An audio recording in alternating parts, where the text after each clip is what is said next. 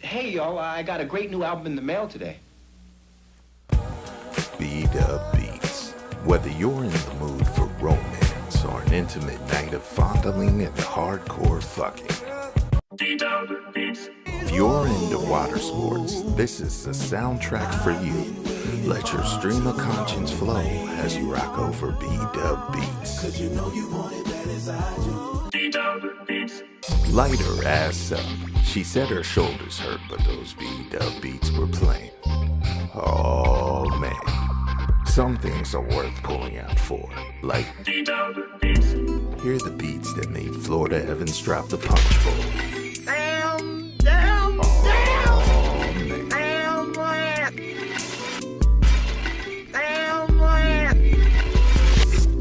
B-Dub beats. Fantastic album, man. Let me borrow it. No, my brother. You got to buy your own.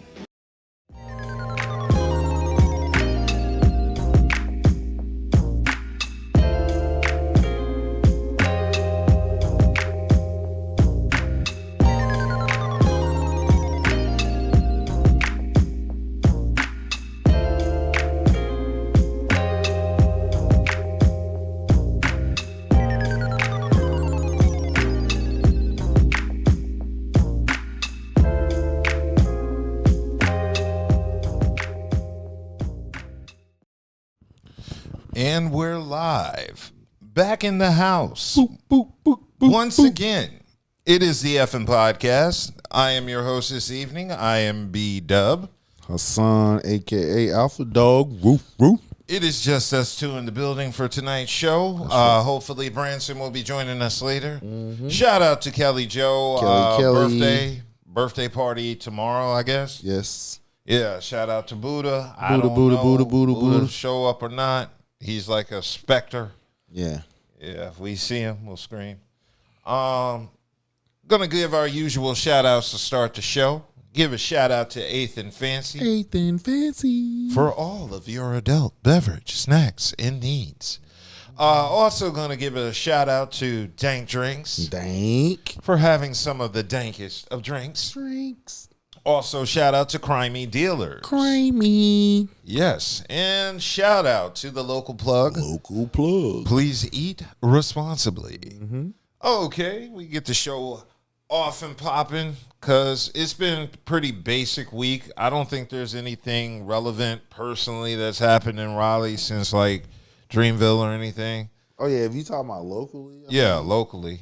Sometimes outside of that incident at the Star Bar where that rapper came into town. Oh yeah, somebody got shot. A rapper. OMPZ. Oh yeah, I haven't heard of him, but I'm not familiar with his music, but he got shot at this week in Raleigh, unfortunately, and that's not good. At the Star Bar, and they pulled their liquor license because of that incident. The liquor license was pulled at the Star Bar due to this incident and a couple of other incidents that have been going on there. So this was just ice on the cake. Yeah. That's not a place I generally go to unless I've never been there. No, I've been there a few times. I've never been there. I will go to the Star Bar if there's an event that somebody I know is promoting, and because I know the type of crowd they bring out there. But that's not a place I generally go to hang. Right. With the YNs. YNs be out there. Yeah, because that's been coming up lately this week because I saw Markeith. Was it Markeith Morris? Or I always get them mixed up, him and his brother. But one of the Morris twins was on ESPN this week, and he used the term on First Take of YNs, which I guess you could say now is officially going mainstream. And it's kind of sparked a little bit of a discussion because a lot of people feel it's an inappropriate term to be using, especially on a Disney channel. And I mean, why? He just said YN.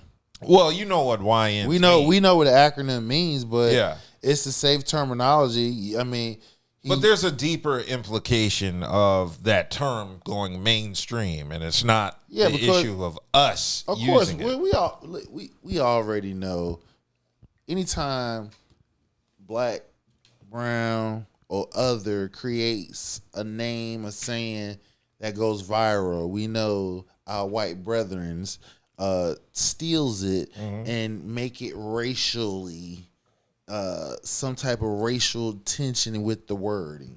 You feel what I'm saying? It gives them like an open door to, say what they want to say anyway out loud. You feel what I'm saying? So, but we know as the ones that's in the culture, you know what I'm saying? That's the lingo. Yeah, I understand what the lingo and the term is, but again, the issue is not so much us, but it leaving the culture and then being used against us by people not a part of our culture, because now as the term gets popular, I'm seeing some, known white suspected supremacists using the term on YouTube and Twitter, in their tweets, in their videos, and now because the term is being mainstream, I think they're trying to normalize it. Like of the course, N-word. you know they're gonna see. That's when it's like the same thing when they took the word woke. Oh yeah, we knew what woke was. It was just a friendly terminology amongst pay attention. You feel what I'm saying? And anytime something goes viral, be popular, and is attached to other than white, they're gonna use it in a racial terminology. So it doesn't matter whether it's YN. We saw woke. Who would think? You know what I'm saying? Yeah. So it doesn't matter what we say. If it's catchy and it's something that they can use for racial coverage, they can use it for cover and use it. You basically call you what they really want to say. That's what they're gonna do. So it doesn't matter. Woke is the safest word that you could possibly say, and they made it racial. They co-opted the term woke. Yeah, exactly.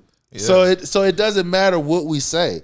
If anything that we create is catchy, they're gonna steal it and make it racial. Yeah. I want to know what happened to using the term young blood. That's super old. It means the same thing. Right, but that's like somebody's a granddaddy, you know what I'm saying? It was cool when CeeLo rapped about it on Cell Therapy. That's our age group. Yeah. Actually mine, you feel what I'm saying? Yeah. So, we in the days of, there was a whole ass rap group in the early 2000s. I got you, but when you got names like your boy out of Atlanta, what's his name? Young What, Young Thug? Yeah, when you got cats like that, you know what I'm saying? That's where the whole terminology came from. YSL, you know what I'm saying? Yeah. So they branching off of that, creating terminology off of that. So, again, you can't, we can say some basic ass shit. If it goes viral, they're going to find a way to make it racially termed. So it doesn't matter. They're going to use whatever we use that's catchy that other races want to use, which we don't have a problem using because, it's not saying, see, it's the difference. See, all right, I'm getting older, so if I use the N-word, it's not as an endearment. Mm-hmm. Now, I would be first to say 20 years ago, right? Yes, it would have. You feel what I'm saying? Mm-hmm. But I'm a lot much older, and I'm looking at what we're discussing here, how they using that in racially form, especially over the internet and stuff like that. Yeah. So subconsciously, you know what I'm saying, I'm just like, if I say it, and it doesn't matter what nationality that you are, if I use that terminology towards you, it's not an endearment. You know what I'm saying? It's just telling you how stupid you are. That's all. Oh, okay. So you don't use the N-word as a term of endearment. No, I'm using it as you dumb. Oh. I use it for all types of things. It's a noun, an adjective, a verb. Something crazy happens, you can't help but say nigga. Yeah. Yeah. So. Yeah, in that respect, yes. You know what I'm saying? But I'm not freely using it. You know what I'm saying? Mm-hmm. Now, YN, I don't have no problem with that. You know what I'm saying? Because, again, we can't sit here and police everything what's being said because they try to do the same thing when we was their age. You feel what I'm saying? So, it's kind of like being hypocritical that at one point in time you was their age and you had people trying to police what you were saying and this and the third. So who is us? So in this term, how they're using it, it's a safe. In my term, it's safe. Mm-hmm. And on top of that, you can use it as a casual phrase, and it's like, you know, not disrespectful. Of course, it doesn't matter what we say. If it's catchy, they're going to use it in a racial form. Simple. Yeah. So basically, any word we choose can be used as a weapon against us to describe black people. Or other than. Yeah, that is true, because they tried to call us all Black Lives Matter a couple of years ago. That was the big deal. Mm-hmm. Oh, Black Lives Matter. And they follow that with White Lives Matter. Yeah. White Lives Matter, all that stuff. So, yeah, I guess you're right in that sense, because whatever term we use to describe the youth will be used in vitriol against us by those that want to see us fail. See, the only difference is when we was coming up, we didn't have the internet. Nope. And everything was internal. So now everything is magnified because of the internet, and you can reach billions of people, you know what I'm saying, all across spectrums. So information gets out a lot faster. So when you got people who has the following, they use it in whether it's a positive way or in a negative way, you know. So right now it's money in the game right now amongst division. You feel what I'm saying? Mm-hmm. If you can spew hate, you ain't getting blackballs. There's an audience out there that's going to listen to you. So that's the reason why I was on the mindset, like, why are we sitting here getting on Kanye West? When we sit here, we got white motherfuckers on X, and X is one of the most shitful holes that you can go up in and push whatever up there. You feel what I'm saying? To where, why ain't nobody censoring them? Why we sitting here saying that this man, they're saying it out loud, let him do his thing, even though there's a reasoning for him. Because me personally, I believe that he's crying out for help, you know what I'm saying, and this is his way of getting attention. So I disagree. I said just my opinion. Oh, okay. I mean, I could be wrong, but yeah, but the reason why, again, let me stay on track. The reason why I brought up Kanye West is if we got white folks out here doing it, why are we censoring him? Now, get it. I understand wrong is wrong. So, you know, but again, I'm not gonna be the PC police, because again, we got a convicted felon that's the president. Mm-hmm. Cool. Well, I feel you on that. All right. So what I wanted to discuss also after that was to kind of move into discussing Wallo, because Wallo's been in the news for a couple things in the past week. Yeah. First, I wanted to discuss the video of him recently making the internet rounds at the Credit to Cash seminar, where he was giving a financial literacy course. That's what it was. Like, really? Apparently. Wow. So, yeah, Wallo decided to give some advice to the black folks there, and I have the video queued up. Us. Oh, I'm black. Oh, black people. Nobody gives a about that. Kill that shit. Either you got a good business or you don't. All that shit, nobody want to hear that shit. That's a hustle. Support me because I got a black business. Is your restaurant clean? Is the food good? Do you got consistent cooks? Is the material good? Stop doing that. Oh, you support the white people? No, I support consistency, baby. Yeah. About what color you is. I'm gonna spend my money. That paper, I'm gonna spend them deals where the I want to spend it at. Whether it's Porsche, Ferrari, Lamborghini, I'm gonna do what I want to do while I'm here. But I'm gonna tell you one thing, I ain't gonna be finessed off some black shit. But one thing about it, 70% of you not going to make it. I'm not no fucking fake ass motivational speaker that talk this. I'm the number one. You know why? Y'all seen me come out of the penitentiary. I make millions, and I make millionaires, baby. You understand me? I come from the ghetto. And that was Wallo. That is one of the most ignorant ass shit. Like, you know, now, all right. When I first saw this, right, of course it pissed me the fuck off, because it's always that one motherfucker. You feel what I'm saying?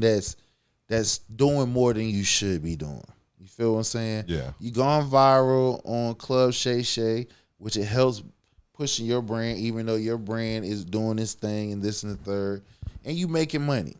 And I amend any brother who comes out and they out here getting money, because I was once upon a time in that situation, and I have 2 businesses, so I'm for that. But this is where I had to veer off of what the fuck he's talking about, because number one, he's talking like, now I'm going to leave space and grace that he probably came across some restaurants that he probably describing. All right, so I'm going to say that, but you're making it seem like that every black restaurant is nasty or understaffed, or there might be some mishaps, some mistakes happen.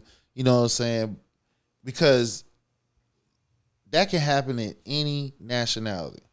Yeah. You know what I'm saying? True. So that part where he's saying being finessed because I'm black, that pissed me off right there. Nigga, did somebody help you get where you at? When you came out of prison, right? Did somebody help you get to where you at? You had an opportunity. So for you to sit here, and if you a motivational speaker and them people paid you money to hear that bullshit, I hope you gave them their motherfucking money back. Let me just say that. So let me get back to what I was saying. Number 2, we do know that black businesses do not be fully funded when they start open. They don't when they open. You know what I'm saying? Like compared to white business owners, hell, even Hispanic, Latino, because they got Latino banks.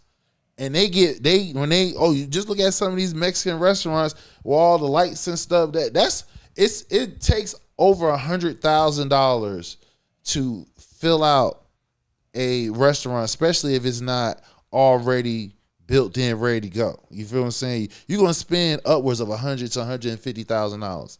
So with that being said, black business owners usually when they start their businesses, because it's with their own money or with other people pitching in to help get their brand off. Now, mistakes will happen. So if you are a millionaire, a black millionaire, right? And if you came across that situation, right? Why wouldn't you support it? Why wouldn't you give them constructive information to help better their brand? And hell, if you see that they have a brand that can really blow, they just need some, because 9 times out of 10, you just need money to fill it out, to make it look like how it's supposed to. You feel what I'm saying? Why wouldn't you be that person to get that money? You know what I'm saying? Hell, even if you're just your influence, you don't necessarily get money. Your influence based off of your shows and stuff like that, you can get spotlight of this business to where they can blow and make the money themselves, so then they can be able to fit it out perfectly how it's supposed to. Now, I'm also going to say this. I'm not saying support any business that comes out with some bullshit or who cannot correct a mistake. You know what I'm saying? None of that shit. I'm not saying that. I'm talking about for the ones that's out here really have a great idea, because most of us, black and brown, don't go to business school to learn this. You feel what I'm saying? Most of us don't have other entrepreneurs in our families. You feel what I'm saying? So some of us are first, if not second generation business owners. So with that being said, it's a trial and error learning how you do your business. I know it was with me. I have 2 businesses. McNeil's Touch Mobile Detailing, created March 20th, 2009, after me being out of prison for only 2 years. I worked 1 year and I created that business. And it's been almost 20 years now. Alpha Dog's the same way. So I just didn't like his take on how he's talking. You feel what I'm saying? Yeah. I had an issue with, number one, I feel like any other ethnic group would never tell you not to support your own. Like I said, a Jewish person will never tell you not to support Jewish business. It don't matter what the circumstances are. You never hear that shit. And I think it's a common sense thing where if you go into any business of any color and the business isn't good, I'd never recommend you spending money with them. But the other issue I have is the amount of vitriol, kind of the tone. How you going at your own? Yeah, I'm never the tone police, because I believe in being direct and straightforward. Right. But one thing I have been noticing between Wallo and other people, Obama, I've even seen it with Roland Martin during the elections. And sometimes when they address black people, they have a very condescending tone in their voice, just like Wallo did, where he was calling it black shit. You know, I don't give a fuck. So he had to emphasize the fuck. So we have 3 different versions. We got one person. Tell Pookie and Ray Ray. Right. Yeah, one was subtle. He never told white people, tell Cletus. And you tell Cletus and your cousin Cletus to go vote. He just, Pookie and Ray Ray. Roland Martin was, you fools, you idiots. We had to hear that the whole election if we weren't riding dead on with the Democrats. So there's this tone a lot of niggas who get money take when they address other black people in a very condescending manner. And you can see it by the word choice and the energy they have versus when they address a room full of white people or a mixed crowd. Okay. There's a less hostile edge or tone to it with the word choice and the vitriol and the emotion in it. So I can see your point, but yeah, those other folks that you are talking about, right? Yeah. You don't have to push them to do certain things. When they know something is bigger than them, they know just to lock in. When it comes to us, it's like we tend to look at ourselves and not worrying about that there's a bigger picture than you. And when you are being selfish to where it's affecting the masses, you feel what I'm saying? Because remember, this generation is different. And I'm going to say how it's different. When we came up, we had little to no choices. You better do that shit. You feel what I'm saying? Yeah. Now, you have a choice. And most of them, depending on their upbringing and whatever, they have vitriol amongst that. So they chose to do the opposite, regardless. Whether they know for a fact it will save their damn life, they're going to do the opposite because of whatever the case may be. So you can't have it both ways when you want to give them the option to whatever, free will. You feel what I'm saying? Some of them you have to give them subtle motivation to why. But is that motivation? In a sense, yes. And most people. So for you, it's not, because for you and for people like myself, it's not because we are intelligent enough to know this. We're talking about people who doesn't either have the education or the insight on reason why this is bigger than you. So sometimes you have to break that shit down to the simplest form to where, hey, I get, listen, this is what, follow me out. So like I said, for us, we don't need to have that talk. We know what time it is. Because again, we have education background / street hustle to mix with it to where we got it. For others, that's not in that frame. You can't talk to them with some high-end words. I get what you're saying, but my thing is this: you can't save everybody. That's true. You know, and I feel like the people that are interested are going to take the information and absorb it. And the people that aren't interested are the ones we got to go out our way and cater and the information to, but they're still not interested because they're just not interested in the information at all. And again, I get what you're saying, but there are some that you can talk like that and they get motivated. Oh shit, I know what that's what that nigga talking about. Oh, okay, let me go ahead out here and do that. You feel, it's some people. I mean, I get it. It's some people that they hear that and they, I get it. But for us, it's different because we're educated. You feel what I'm saying? So we know what time it is. So when we hear that, I didn't take no offense of, because he ain't talking to me. I'm smart. I know what time it is. He talking about the motherfuckers that's not on top of their game when it comes fluent with that shit. You know what I'm saying? So if you're not fluent in politics, and you have to dumb it down, let's call it like it is. You got to dumb it down. Yeah. But hell, that's the thing. If you got to dumb it down, then let them drown. Hey, that well, guess what? But guess what? Yeah. Trump he dumbed it down for him. Yeah. Look at how he's manipulated. Exactly. He dumbed it down so much He got niggas going in different directions. It's ridiculous. Yeah, I talked to a Trump supporter today. You feel what I'm saying? Okay, we got a comment in the chat from, I think it says you die, and it says, bro, show me your degree if you're educated. Well, I don't know if you're speaking to Hassan, but I have my BA in English from North Carolina Central, graduated December 15, 2003. So I do have my degree in English.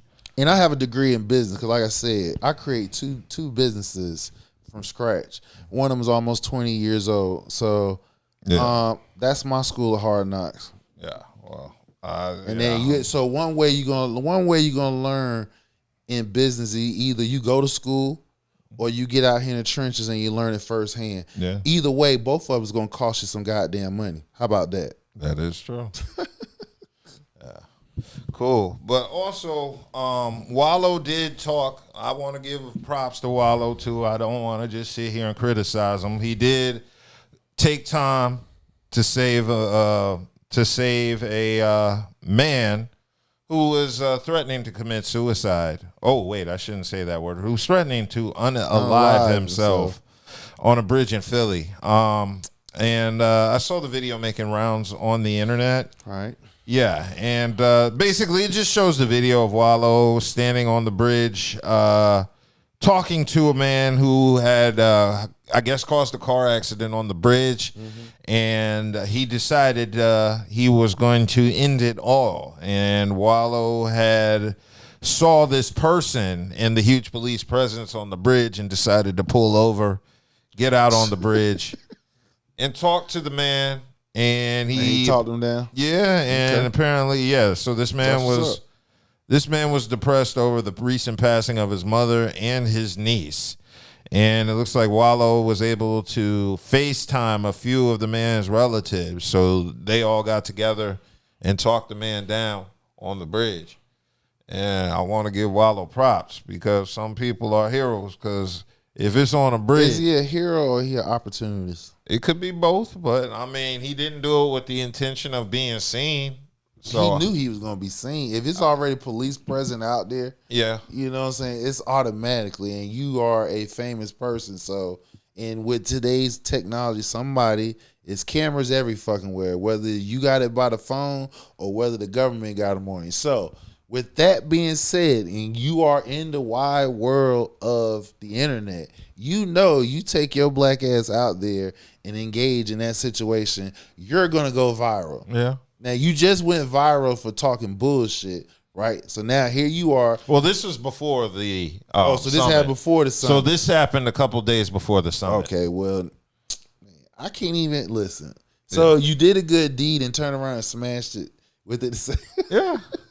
Okay. Yeah. But, I mean, he well, you did a good thing, but I just feel like that was an opportunity. It's just almost like I see what you're saying, where it's an opportunity or an opportunity. Yeah, you just saw that shit. Like, I'm gonna say this: it was on a bridge, and I'm scared of height. I feel so Wallo did something that I damn sure wouldn't do. But how many niggas just riding on the freeway? Oh shit, what the fuck is that over there? Oh, let me get out.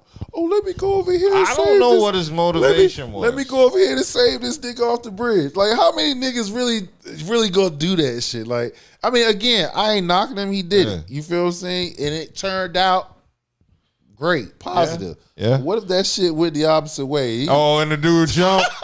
What? Like nah, you should have stayed the fuck in the damn car. You Wallo, man, I can't believe you talked him into jumping. We would have been blaming him. Oh my God! So word up. Hey, you did a great deed. Yeah. You know what I'm saying? No, I'm gonna give Wallo props because, like I said, I couldn't do it because it's I on wouldn't the bridge. do it. I'm scared of heights. I wouldn't do it. I ain't paid to do that shit. Well, it depends on what bridge. I'm saying if the bridge is a bridge you would consider jumping off to end it all, that's not a bridge I would be on. I don't give a damn. It's a Hudson Bridge. I'm not going up there to say nobody ass. You feel what I'm saying? I think about it if it was a freeway overpass. No, I ain't doing I'll be like, shit. come on, bro, you gonna mess up somebody's car. If I see police present out there, fire, I ain't going out there. They pay to do that shit. Look, the last time I did some shit like that, this is funny as hell. This was 1989. Damn. Listen, I'm gonna tell you how real this shit was. I'm in Newark, New Jersey. Now, I like this girl that was next door to me and shit, right? Now, I've never owned a pet before. Now they had a German Shepherd and a cat. So the fucking cat, the dog chased the cat up the fucking tree. Now, my silly ass want to go climb this goddamn tree and shit. Yeah. You know what I'm saying? As I'm climbing the tree, I just have to look down. I was like, damn, I was like, look how high your ass. Look, I stayed on the 3rd floor.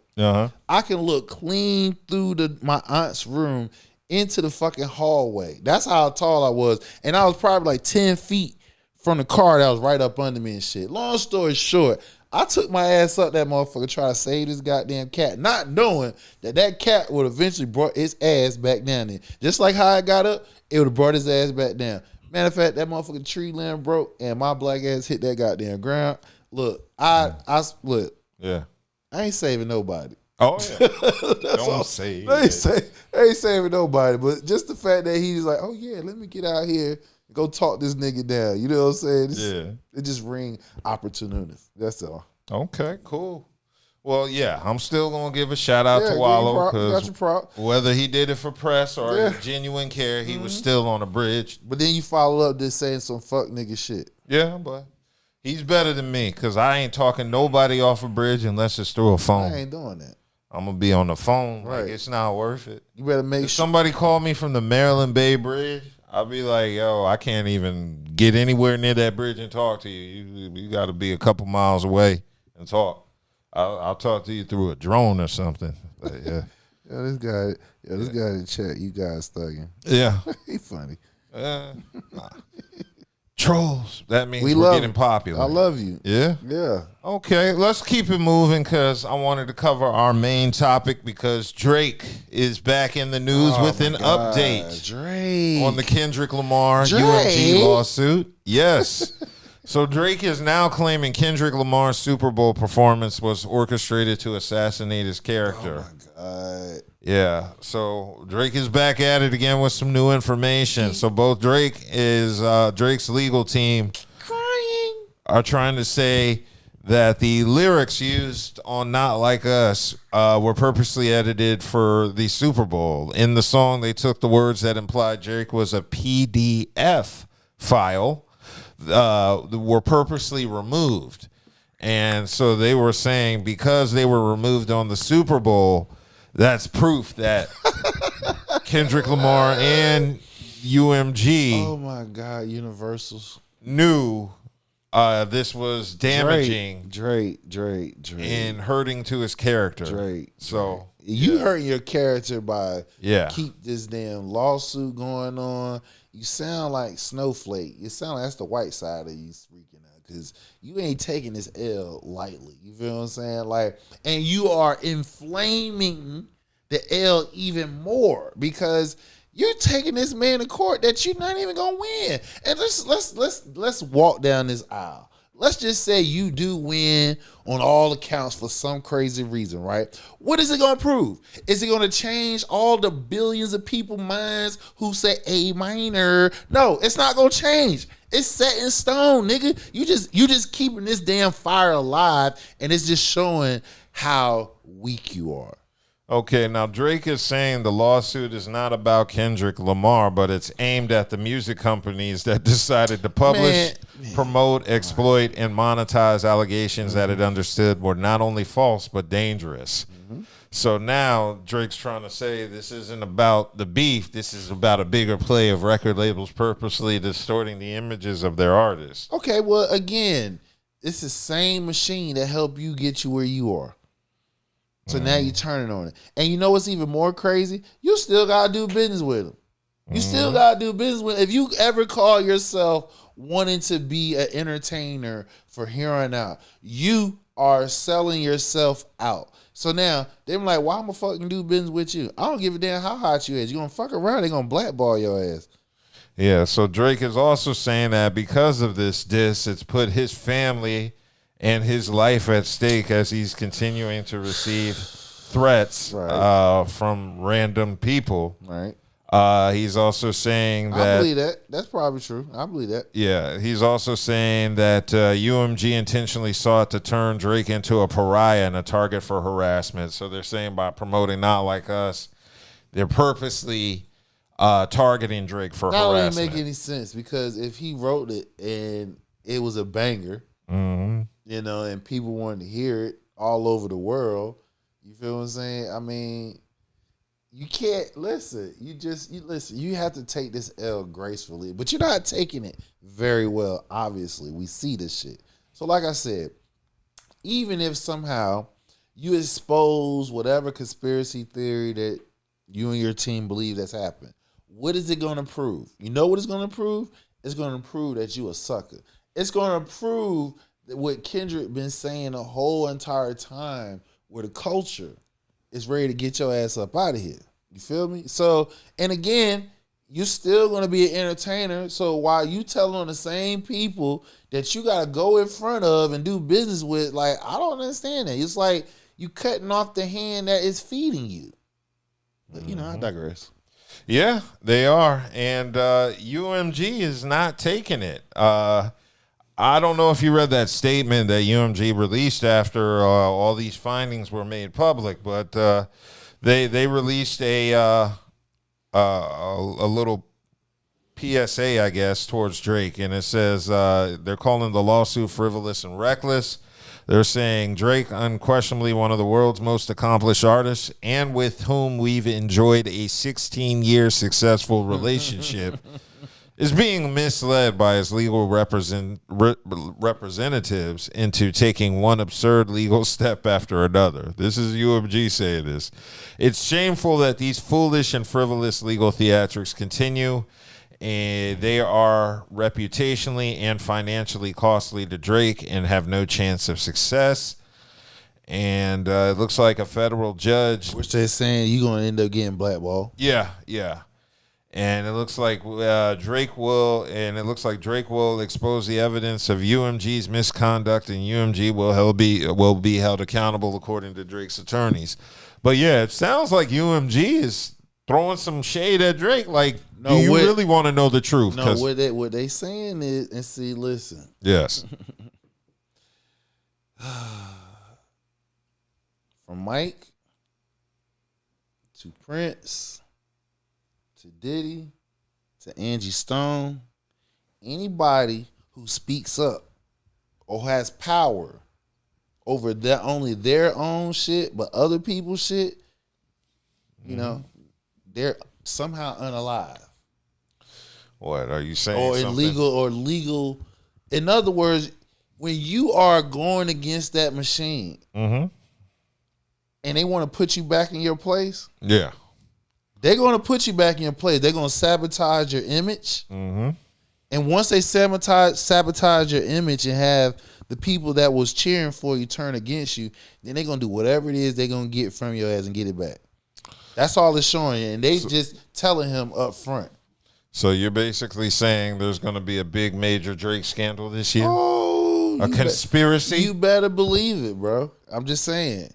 It's just like, again, you can't go against them white folks who making them, you fucking with their business model. When you fucking with their bottom line, their money, oh, they're gonna get your ass up out of here. Yeah, this is going to be interesting to see. I'm curious to know what other information they find out, but I know the first thing they're going to do is expose any dirt they have on Drake. Yeah, any dirt they have on him, it's going to come out.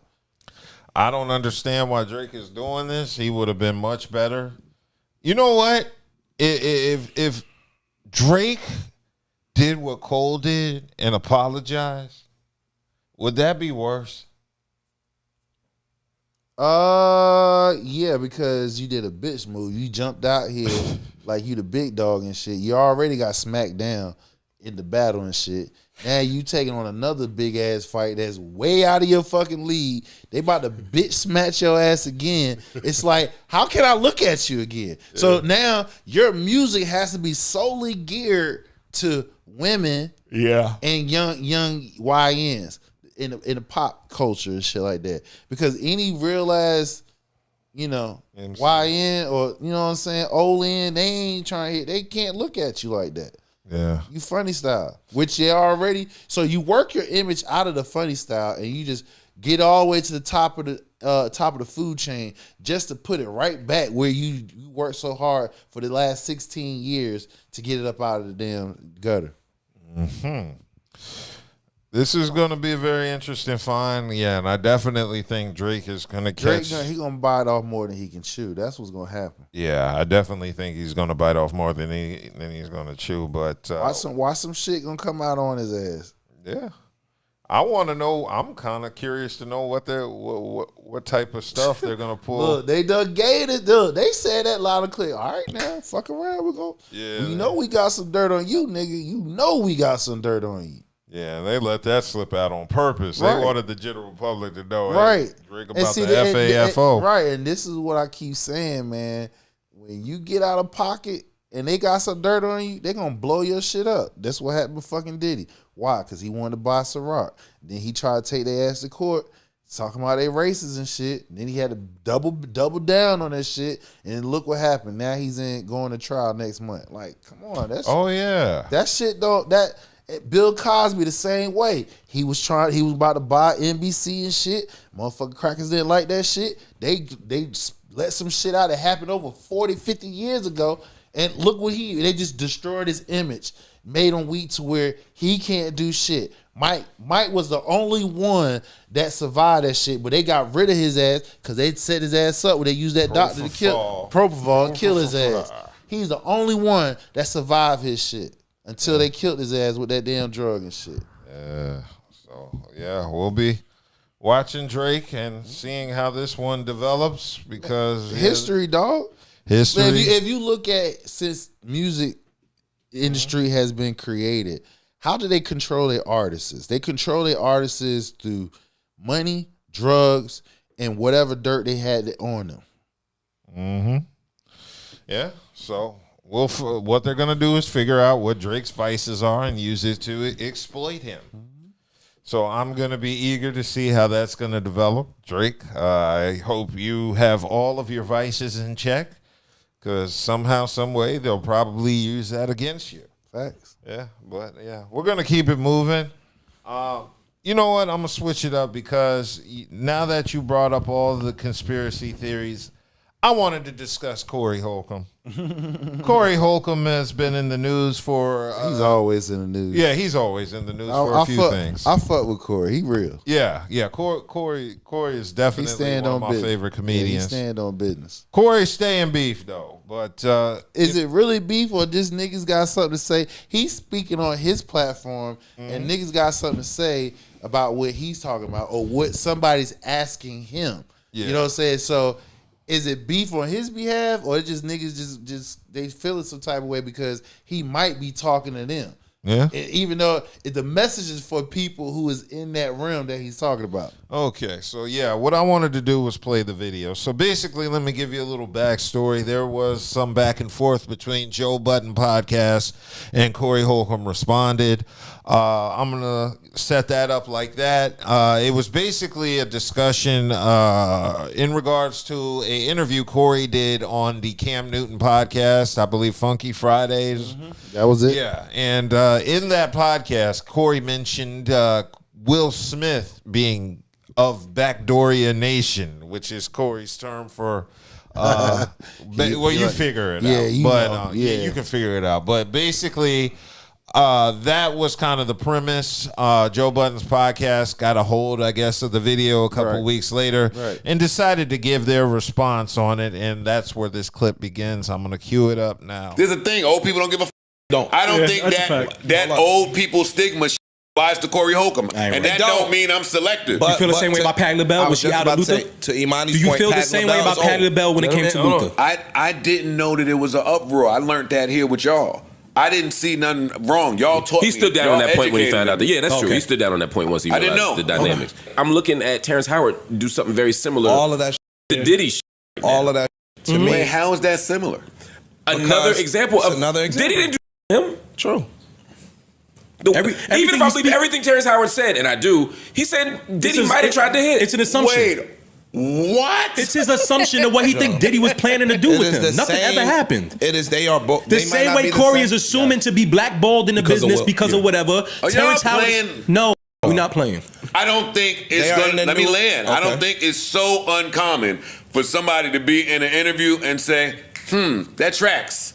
This was my experience when I went over there. I don't think that's the same as Corey Holcomb saying, I'm not getting gigs. Here's why it doesn't track. Wait, can I ask a question? Isn't this the the same thing as what Cat Williams said in that interview with in Club Shay Shay? Yeah. What is the difference? There's no difference, and everybody celebrated him for that.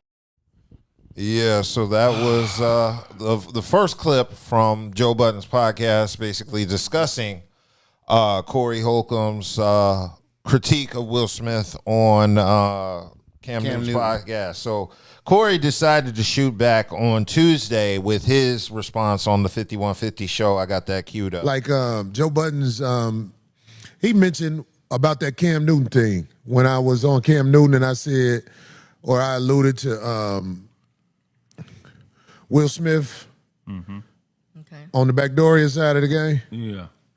Joe Budden's feels like I was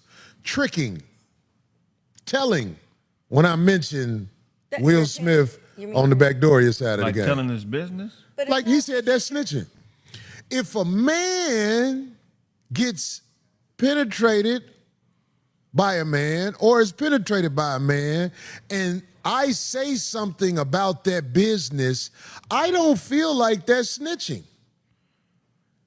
Any perverted acts that go on in the community, I feel like, once that is put out there as it would be snitching if I was to say, this is how I know. We all move here to try to make it.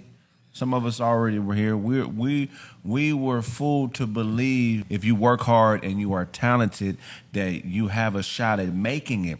And I think that normal heterosexual men have a right to be publicly outraged if you have to be that way to make it. That is not fair. That is not good business. That is not just. If you have to be gay or get it in the booty or whatever you call it to go to another level, why is it not publicly stated? When people operate in secrets, it's to maintain control of something that is corrupted. I have a right to speak on anything that is corrupted by unjust, and I won't even say ungodly because I don't know what everybody believes in. But if that's the factor, just say it. Don't ain't talented enough. Said what? Budden admitted to being Backdoria? I don't know. April M says that. Listen, that's what I want to ask these people. Do I have to be at war with you to ask you, have you ever been penetrated or penetrated a man in any way? Do I have to be at war with you to ask that? Because I want to ask the brother Joe Budden's that. I want to ask a lot of people that, because we're getting to the point in society, we can't keep hiding this. There's a lot of people who would have no idea about Joe Budden's that way. And that was Corey's giving his response to what Joe Budden's podcast had to say. And Corey offered to have a debate with the Joe Budden's podcast, which I hope they do accept. Oh, they do. Yeah, because I want to see that. He ain't gonna do it though. Why do you think they won't do it? Corey will destroy him. Because the simple fact is, Budden said something real key. He said he was once thinking like how Corey was. Mm-hmm. He said up there on the clip, he said, y'all taught me that. So when he first started a podcast with them, with his rest of the crew, he was like Corey. And they had to check him. Mm-hmm. And for him to coexist amongst them, he had to change his view on that. And if he had engaged in that behavior pattern and stuff like that, then that's another term. But he said it out his mouth. He said, y'all taught me that. So that means he was thinking like Corey or portraying that like how Corey was thinking until he got around his cast members and they changed his view. So you're saying they influenced him to be more accepting of gays or to practice? Probably both. Both. Probably both.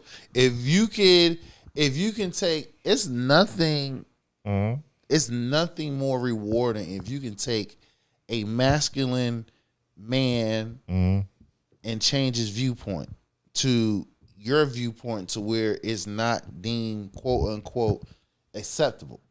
You feel what I'm saying? That's one of the ultimate most mind fuck that you can possibly do when you can change a masculine man's viewpoint into the other way. You feel what I'm saying? Yeah. So it's almost like a man dominating a woman in the bed. You feel what I'm saying? The thinking of that, and she's reciprocating because either she's engaging how you want her to, or she's saying it loudly to where she's stroking your ego and shit like that. That's how it's almost feel like that.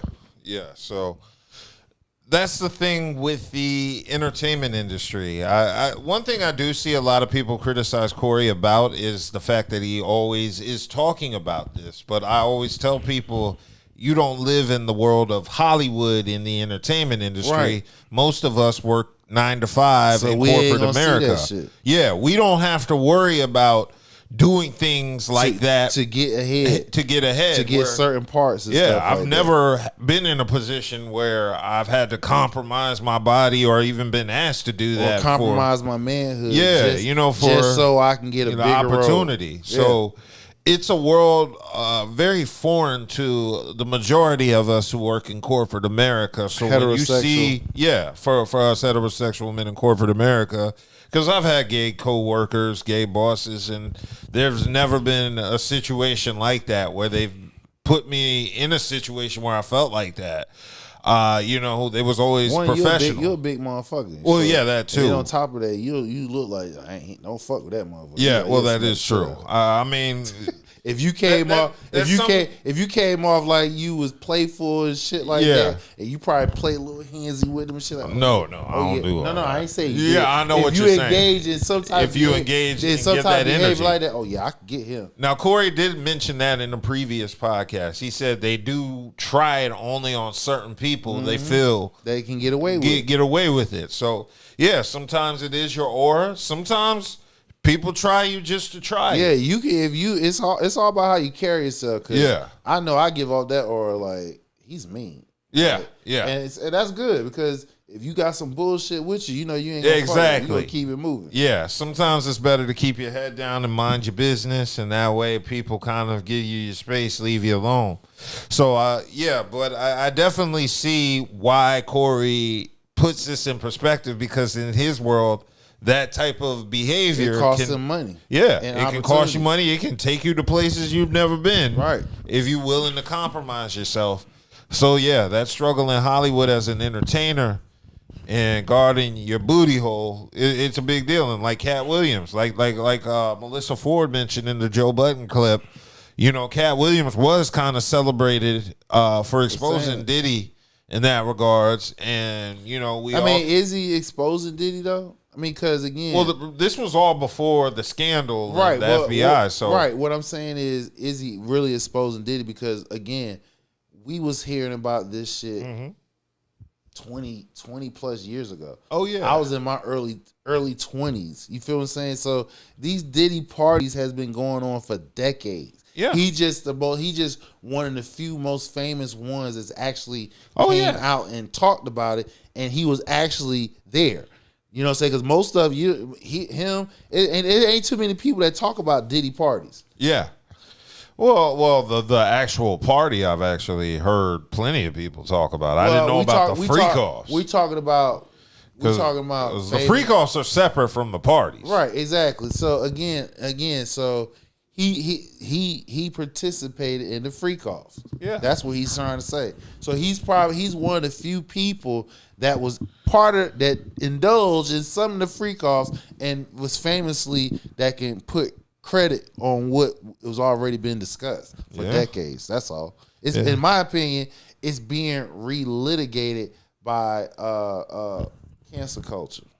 Yeah, so you're saying cancel culture is just trying to bring stuff up to get people canceled? It pretty much. Because the thing about it is, if something happened 20 plus years ago, and then within those decades, nobody had a problem with it, how is it that you have a problem with it? It's not even in your generation, number one. Number two, you know what I'm saying? How does it affect your life personally, either direct or indirect? And the fact that you are making stances on trying to fuck with people livelihood is diabolical. Yeah, my opinion. Yeah, so I think it's people like Corey who are speaking out against this kind of thing going on in Hollywood where men are being forced to compromise themselves. They're heterosexual, sexuality. And I also want to say this too, and especially for people, and this is why I say history is very important. The liberties that you have today, in which right now they're being actually challenged in front of our faces right now, because you really don't have freedom of speech. Because if you really was been paying attention what's going on around the country, we are experiencing your due process is being taken away. If you have, it's almost acting like authoritarian type government. So let's get back to what we're saying. Mm-hmm. When we were coming up, certain things you just couldn't talk about, you just couldn't express because it would have fucked your career up or you'd been blackballed.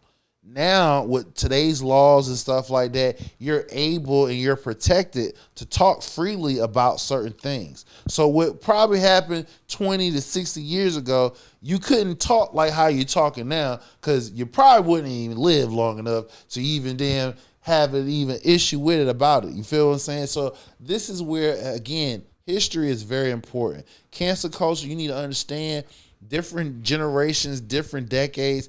People don't have the freedom to talk freely and move freely in a quote-unquote PC way.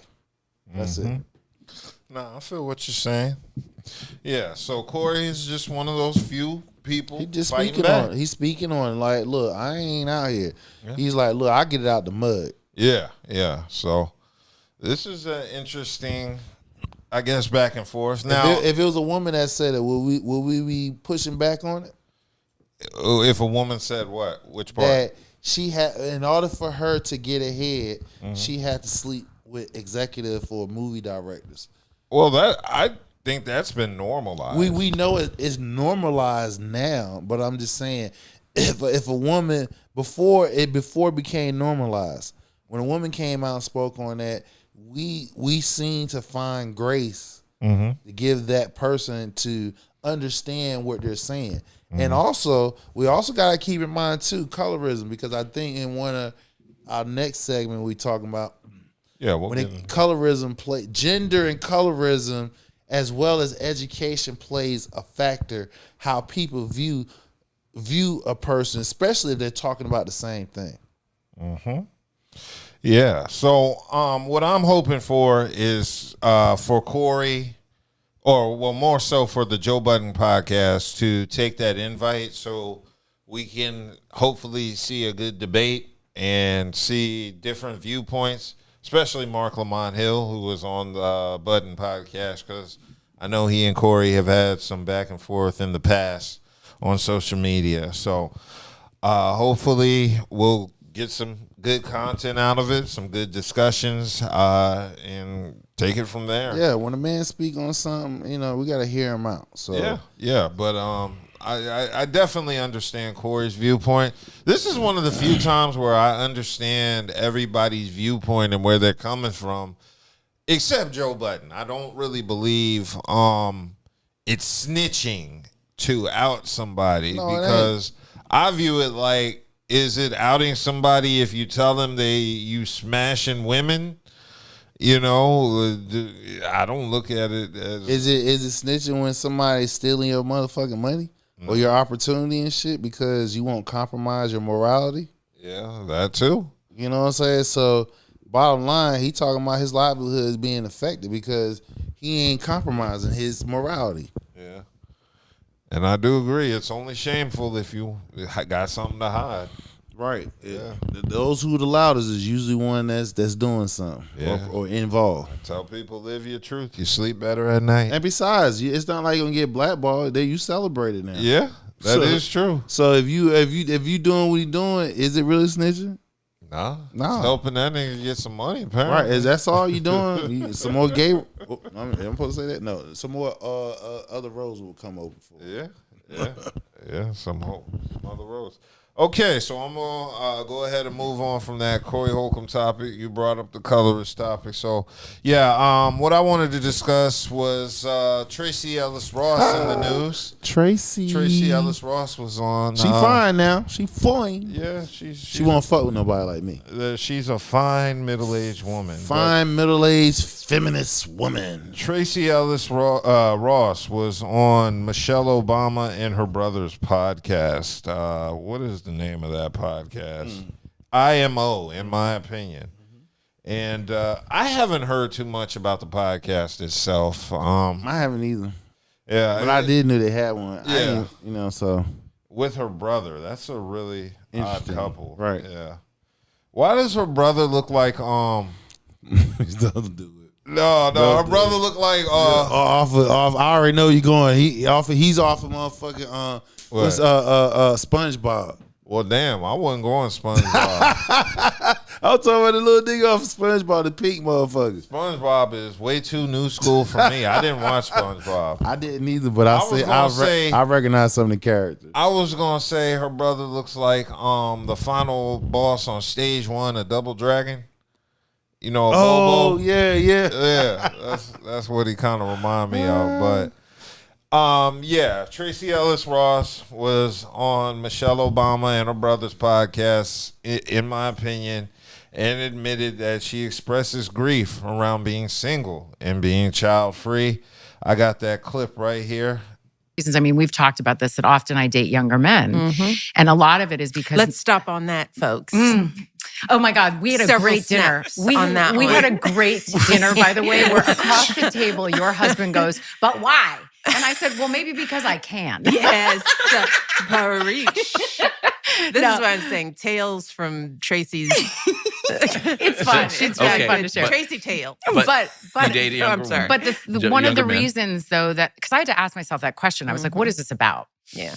Because I want a partner, and so often, and it's not just that I'm older. I'm also very embodied. I am a full, very whole person who knows myself, who is in charge of my life, and who lives a very full, just robust life. So it's not just age, it's like life experience and sort of a difference.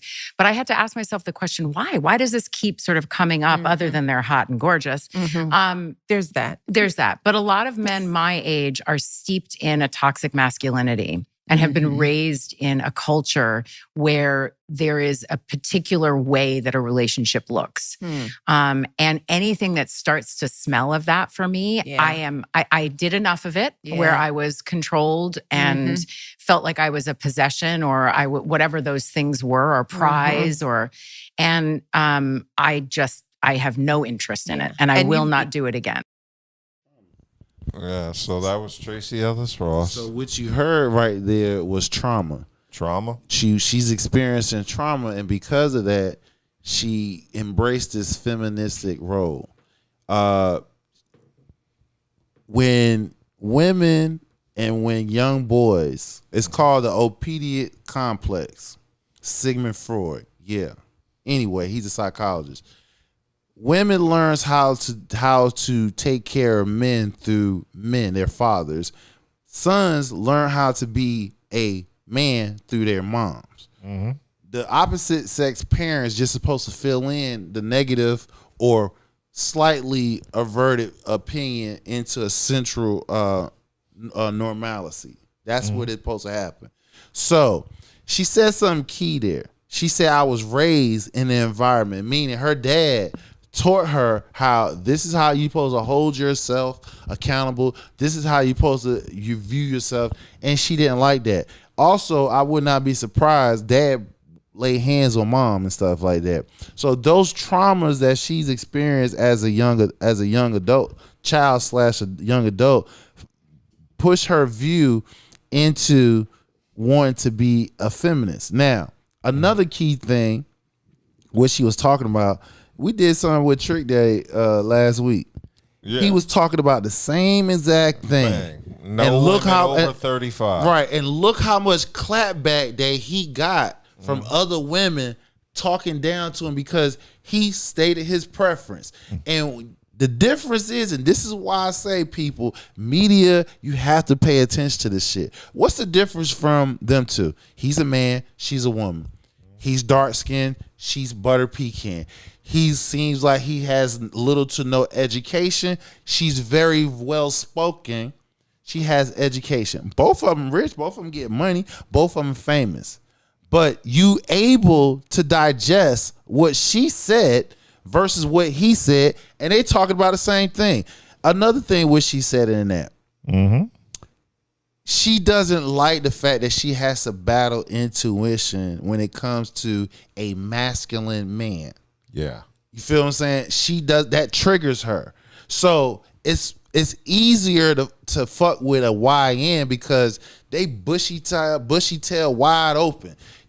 And remember, between 18 and 25, young adults tend to date older people because they get people like an image of like their moms and dads. You feel what I'm saying? Unless you are an extrovert in high school and college to where you have no problem dating within your age.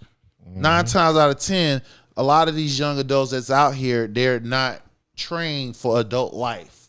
So a young boy, young male tend to be with older women, and young women tend to be with older men. That's facts.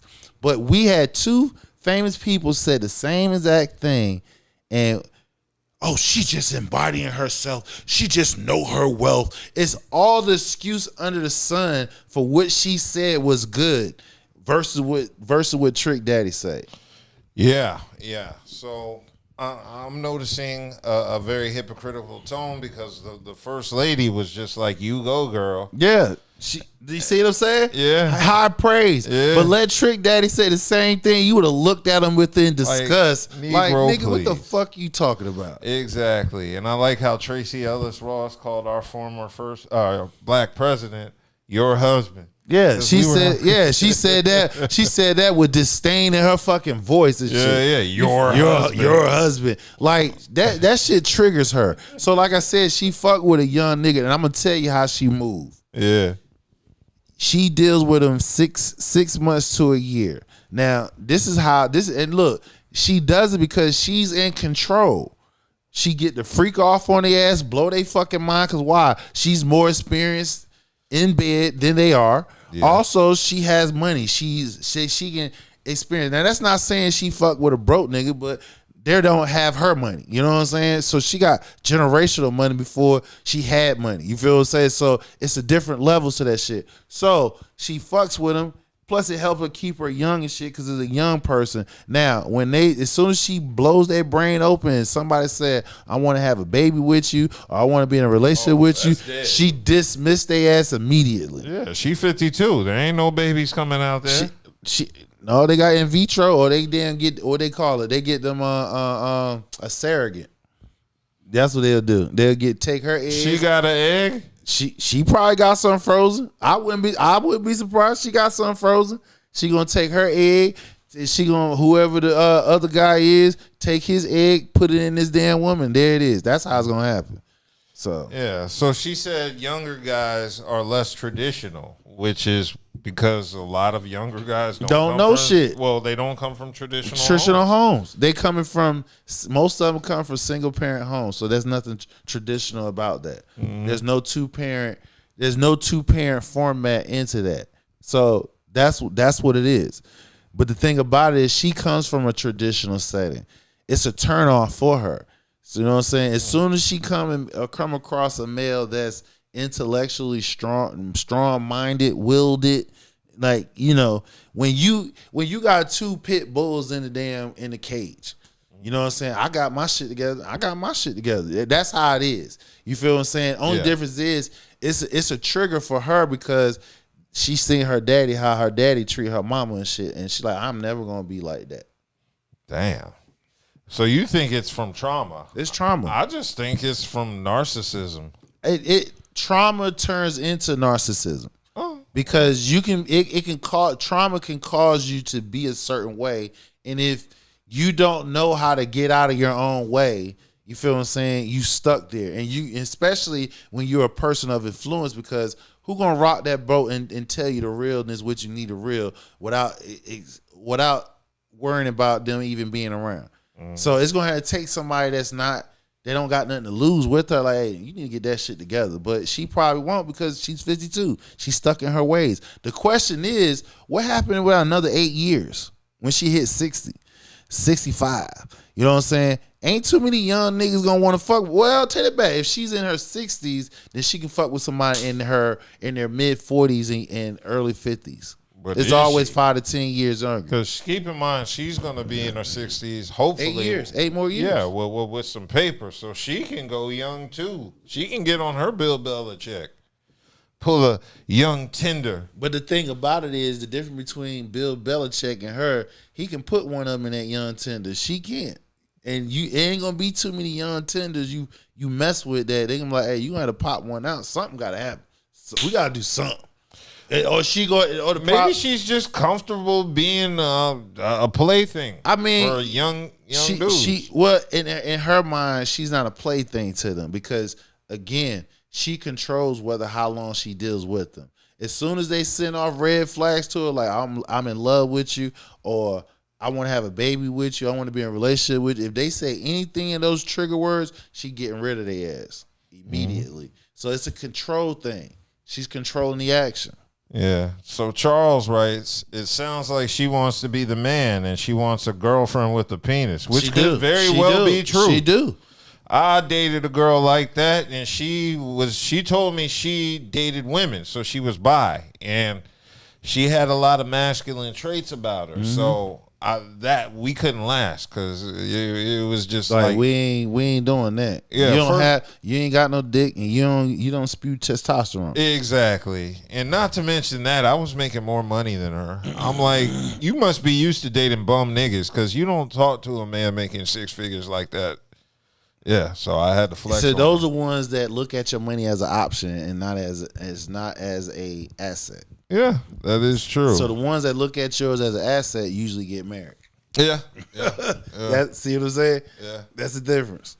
Yeah, but yeah, I definitely think she's not in the need of a traditional relationship. And once she used that term toxic masculinity. Right. And I was just like, oh, we already know what that's about. This goes back to what my man was talking about a couple of weeks ago, talking about assault on masculinity. Who said that? Your boy from Captain America. Oh, Anthony Mackie. Right. The reason why because of women like her. Yep, that is correct. Because you got to tone your shit down to make it comfortable for them. Because if you don't, they can damn near say that's sexual harassment. You are correct. So that's the problem that you have. You have feminist women who's pushing the boundaries on that shit. Like you're giving off aggression as if you're a man, but you're not. You feel what I'm saying? So when a man that's actually a man meet that shit, you know what I'm saying? Then you want to holler, oh, that's, you know what I'm saying? It's like you want to have it both ways and stuff like that. So it might, and like I said, in a sense, there's a few percentage of women that there are hardcore feminists, and that's the way it is. You know what I'm saying?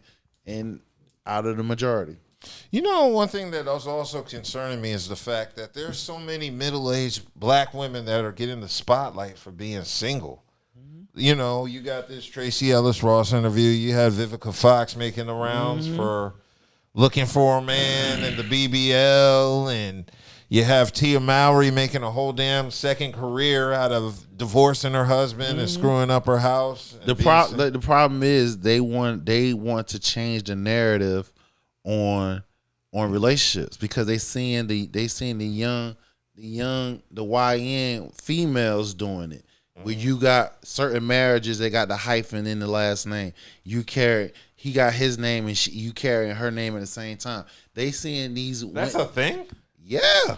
Oh, hell no. You got. So there's a dude walking around with his wife's last name. Yes. He got his name and it's hyphen with her name. So when you see an older generation like them seeing that shit, they want that. They couldn't remember history. They couldn't do that shit because they got blackballed. They had to play that role to get where they at. Now the younger generation. This is why older generations envy younger generation, because it's like we couldn't do that shit that y'all talking about. We wouldn't even be where we at if we had the nerve to even think or breathe like that. The fact that y'all have this space is because some of us had sacrificed ourselves for the better, to where you can get this shit, to where you getting it instantly and shit like that. You feel what I'm saying? So when you see Vivica and Tracee and all of them talking, they are empowered by the younger women that's doing what they're doing, because they want that, but they couldn't do that. But do you think the young women are seeing these women and like trying to follow their blueprint? Some are. Because the one factor I think that's being left out the equation is the fact that Tia Mowry, Vivica Fox, and Tracee Ellis Ross have money. They got paper. Yeah. They're all in the top 1%? Mm-hmm. So and also, a lot of black women is more highly educated and everything than black men. Well, it's just a matter of money, because they'll have money once they're in their elderly era, if assuming they don't run into a young nigga that's about their paper. Right, exactly. That's a danger once you hit them late 50s and 60s as a woman, and that's something women don't even think about. Young niggas be scamming. They scamming. They get your ass. I know young women do it, but you can catch on to it a little for some reason. I don't know why, but you know, as an older man, I guess you can catch on to it a little bit quicker. Yeah, you can, because it's like I said, if you've been there and done that. There's no fail safe for a 52-year-old woman from getting hustled. It ain't. It's for a man. You've been hustled before. Yeah. Like I said, so you know all the tricks. You already know. She just emotional on some. Right. I found a handsome 29-year-old ass nigga. 30. So she 52. She is between 29 and 40. Yeah, she found 30-year-old something nigga just hustled her out of funds. And see, it takes a special breed to do that. He had to play that role. Yeah. But see, that takes somebody who's been in the game, meaning he has confidence and everything. Then you bag this older lady who got bread and shit. Yeah. Oh, I hit the jackpot. All I know is I got to play my role and beat her at her own game. Oh, so when she do some freaky shit, I do freaky shit times 2. And blow her mind out to where she start rethinking, like, why am I feeling this type of way? This little young. This YN got me open. You feel what I'm saying? And sometimes she might have to get rid of a motherfucker like that based off of that. I had it happen to me before. You know what I'm saying? So, hey. Cool. You have anything else to add?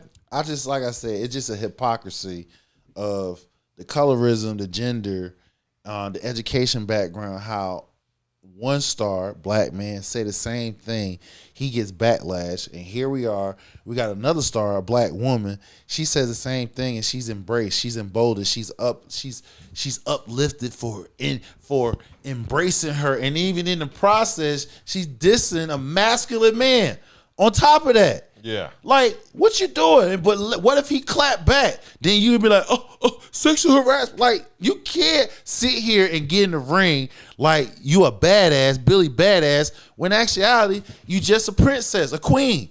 Stay in your fucking place. That's the reason why there's man and woman. And that's the reason why woman came from the rib of the man. So, I mean, it is what it is. I'm sure if she had the opportunity to switch from a woman to a man wholeheartedly, she would do it in a heartbeat. Yeah, I fully agree on that. Yeah, she needs to know the experience of being a nigga.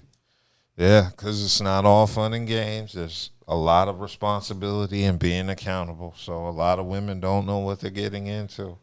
But let's go ahead and move off of that because I wanted to get into discussing Bobby Brown's appearance on Club Shay Shay. Bobby Brown made an appearance on Shannon Sharp's Club Shay Shay. Lots and lots of questions being asked, but one very big question was asked to Bobby Brown. Who is closer to MJ? Is it Usher or is it Chris Brown? And Bobby Brown gave a response. I got that video queued. Who is the closest thing to Michael? I would go with Chris Brown. Really? I would go with Chris Brown. Because of the dancing and the singing aspect Chris of it? Brown is a dancer, singer, / / great entertainer. Right. Okay. He goes out there and he does the ultimate stuff on stage, and you just have to love it.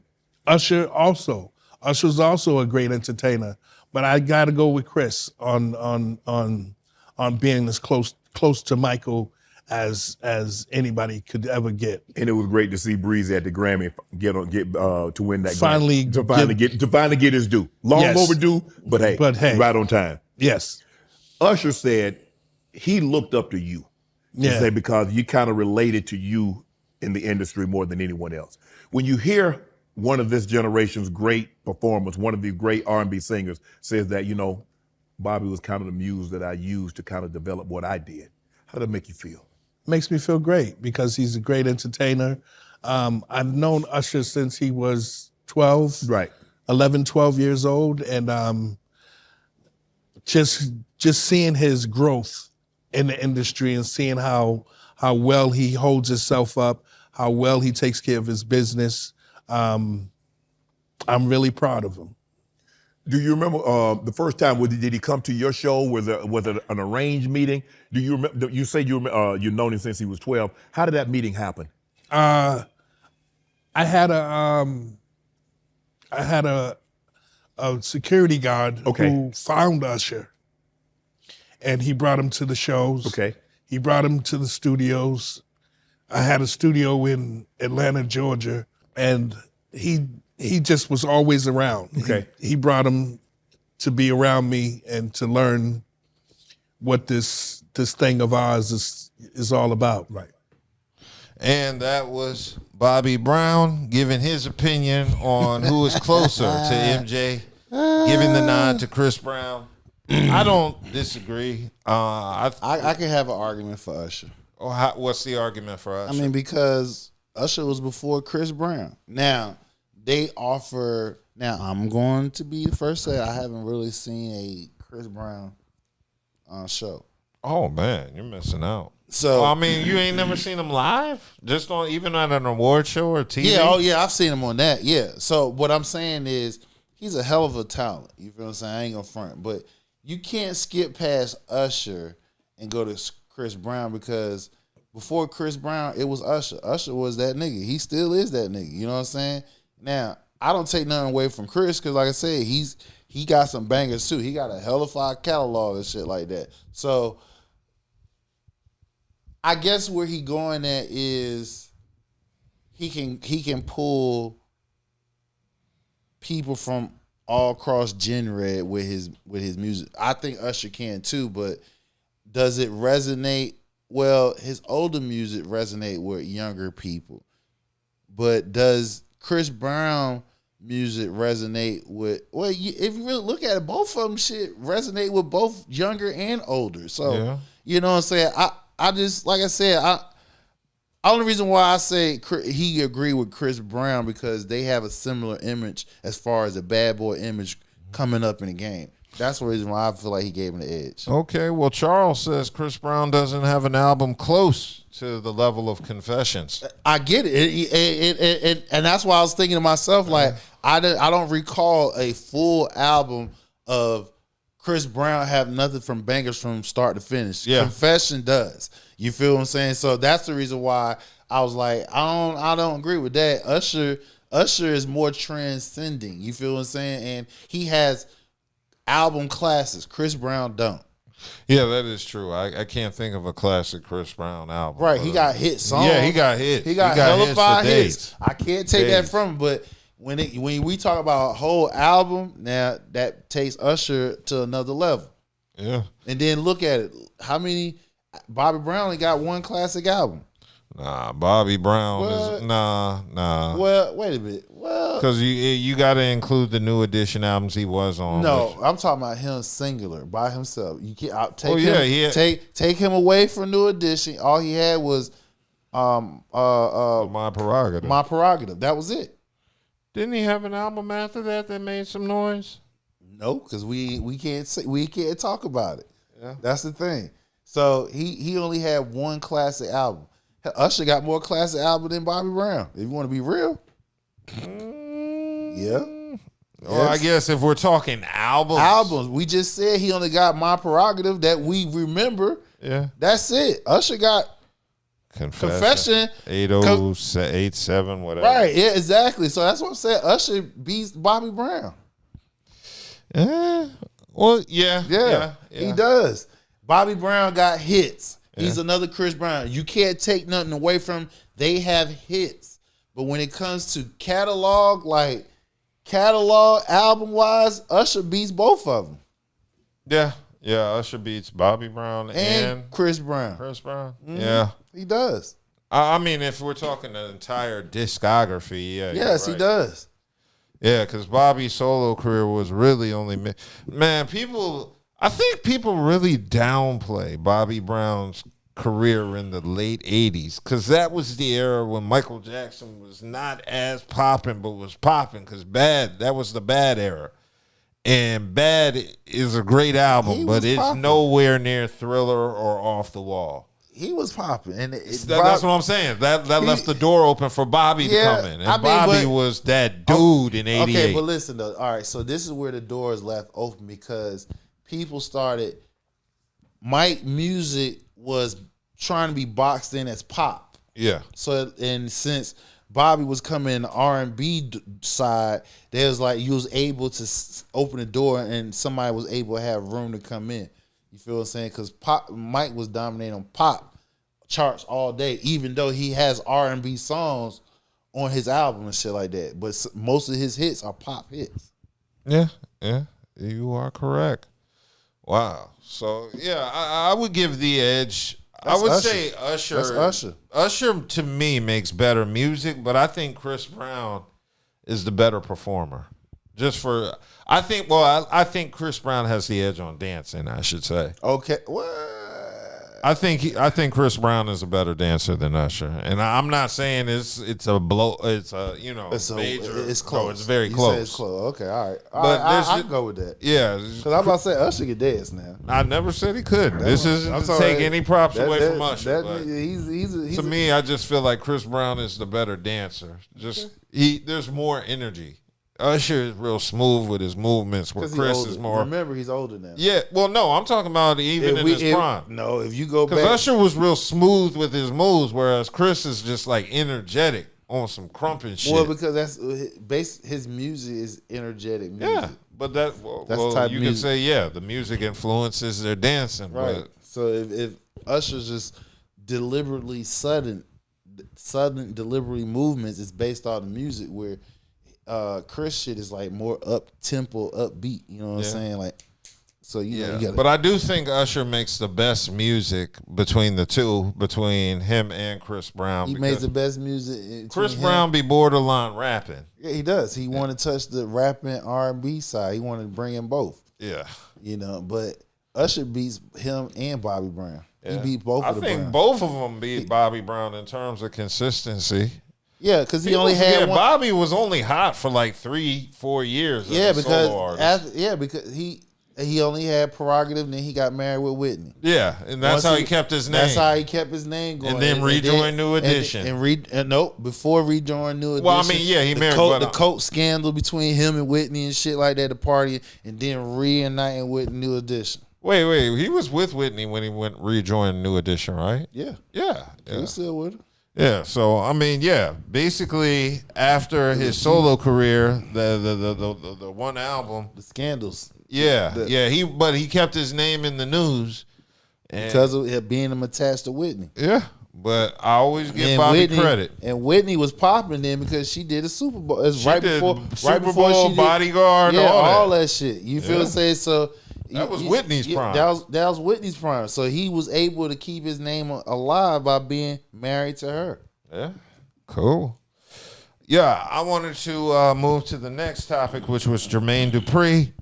Jermaine Dupri was in the news. He was on the R&B podcast. Yes. Decided to... that was with Tank, right? The R&B podcast. I think so. Yeah. So he was discussing his career there with Tank and another individual, and he was discussing Xscape, and he was saying a lot of the things about Xscape that a lot of us dudes was thinking when Xscape came out in the 90s. But he was saying Xscape was pretty hard to promote for numerous reasons, and I had that video queued up. But I thought, I didn't think that was gonna work at all. I'm writing all them songs. Xscape was gonna work? Not big, because I'm writing the songs, and I know that I don't have no chops in R&B. Right. You know what I mean? I'm just praying. But are you seeing the sparkle in people's eye? No. No. Not at all. Xscape was tough, man. It was a hard group because, people didn't think they was cute. Biggie had made Dreams of I RuPaul before I them ugly Xscape. That was hard. Right. Like, right. I'm out here dealing with this, right? So I took a stand that was like, okay, y'all think they ugly? Cool. Find me somebody that can sing better than them, right? I start acting like just going off of their talent, pure talent. But it was hard. It wasn't, In Vogue was out at the time, right? So Xscape coming out when In Vogue is out, these little girls, they look like hood and this to the third. They don't, that ain't flying. And Xscape is young, right? It's another thing. Xscape is a young group. I'm making R&B music, and R&B radio told Columbia that the music sounded too young. So I'm almost in a space where it's like where I want the record to be, they're not even playing it. Because I'm thinking of what those records sound like in relation to the other R&B at that time. Yeah. It was real grown. Wasn't singing, just kicking it. Nah. Hold on to your love. You got to hold on. Right. This what it sounded like. So adult radio, what they call adult radio now, is where I wanted Xscape to live. I couldn't get them to live there for nothing. They told the PDs, the radio guys, these songs sound too young. They don't sound like our station.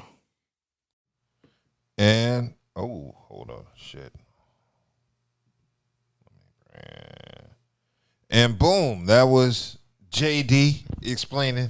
I believe what he was saying. No, I 100% believe it. I believe what he's saying. I was a teenager when Xscape came out, and without any media influence or propaganda. Again, colorism plays a point. It wasn't colorism. No. Let me tell you why. Because you had 3 dark skinned girls up there. And Tiny. She's light skinned. But Tiny was the first light-skinned girl I saw being promoted that I didn't find attractive like that. Of course, I got you. So as a whole, you're right. The whole group was not. No, they was rough, bro. Compared to SWV and Invo, it was night and day. I remember that joke on Def Comedy Jam where somebody said SWV looks like Jodeci in drag. Oh, man, I ain't gonna do it. Yo, that was cold, but... Yo, the stuff he said about Xscape is true because I remember saying it to my homies at the lunch table growing up in high school. Like, yo, them Xscape chicks looking rough, bro. So they were never an attractive group. They were a group he had to promote their talent to. And he's right. Biggie put that out there. He was the one who... Biggie killed, like I said earlier, Biggie killed the Xscape's career before it started and Kwame's career with his bars. Did he really kill their career? He didn't kill it, but he damn sure made it rough. He made that rough for those girls because they were up and coming. And they were only, 16, 17 at the time? They was young. Yeah, he was calling some 17-year-old chicks butt ugly. And he said he would rather have sex with a transgender woman than to have sex with underage minor women. And I don't know, do you commend Biggie in hindsight? Man, that's tough either way, but God Almighty, let's say I don't consent to either or. I don't consent to either. Biggie made us give up. He like gave you gotta us a real hard choose, nigga. choice. You gotta choose one or the other. I ain't choosing either or. I just use my hand. Yeah. So Biggie did play a part in people's perception of Xscape because, a lot of people said what Biggie said after he put that out there in Dreams. So that was it. Also, I wasn't the biggest fan of Xscape growing up because of that. Because he's right. I listened to their music. I had bought their album, so I ain't gonna stunt on that. Nah, I don't. I remember they had that. That was my senior year in high school when they came out. They had the joint I like that remake they did. Who Can I Run To? That was pretty dope. That was a song that made me really like Xscape. Just kicking. Just Kick off Kicking it your was shoes and it was relax your average. feet. But yeah, Party they on had now. some stiff competition because they were promoting attractiveness with the girl groups back then, especially in Vogue. That's 4 fine women you got to compete with. SWV, to me, they weren't that great looking, but they weren't ugly or anything like that. You had TLC, 3 fine petite women. You had what's all that? of them You were had, fine. Yeah, Jade, 704. 704. Like all of these women were attractive. You had some tough competition, boy. The solo artists were beautiful. Word. Yeah, so I mean, attractiveness was just part of being in 90s R&B, and Xscape was just, they were completely... They wasn't grown into their woman bodies yet. Yeah, because Candy did have a glow up. Mm-hmm. I All can of them say did. that. All of them, except for Tiny. She's the only one that still have it. You know, she still look like... No. She's transitioning to Smokey Robinson. Yeah, no. Smokey Robinson, nice. The rest of all of them pretty much grew into their women bodies. So, Okay, now yeah. Charles said Jermaine, we were going to play when Jermaine Dupri snitched on Drew Hill not showing up to the studio when they recorded the Sleeping in My Bed remix. I saw that clip. I know exactly what you're talking about, Charles. Jermaine Dupri went through a story where he was discussing, I guess, some back and forth because Jagged Edge wanted the beat. I don't remember all the details of the story. I just thought the Xscape one was a little bit more interesting to cover. But yeah, them girls really had it rough. They would have a better, more nurturing environment if they came out now. That's one of the things about the 90s. Look, I was telling the young gen, like, the YNs. y'all wouldn't have made it. Y'all wouldn't have made it in our generation because you had to be tough, boy. Yeah, you had to know how to crack jokes. Yeah, you had to know how to fight. You feel what I'm saying? Yeah, to a Because if not, degree. you got your feelings hurt by young niggas as well as motherfucking women. So you got on both sides. And then everybody roasted you. And then Women, men. Right, don't be on the school bus and shit. You in the back. That's where the roasting going down at. So you know niggas who know how to roast and shit, they be in the back. The cool kids be in the back. If you ain't the cool kid, you up in the front in the middle of the bus. You didn't want no parts of that because you trying to stay clear of them jokes that's coming. Yeah. So yeah, shout out to Xscape for braving, and I'm sure they have some mental anguish, maybe some PTSD. They just transition to beautiful damn women. That's all. They look, Candy getting money. You know what I'm saying? Yeah, Candy getting that She paper. getting bread. Yeah, I ain't mad at that. All right, let's go ahead and move on to sports. First, I wanted to give a shout out because I saw this right before I was getting ready to come here to do the podcast. Shannon Sharp's upcoming podcast deal could be worth quadruple what he earned in the NFL.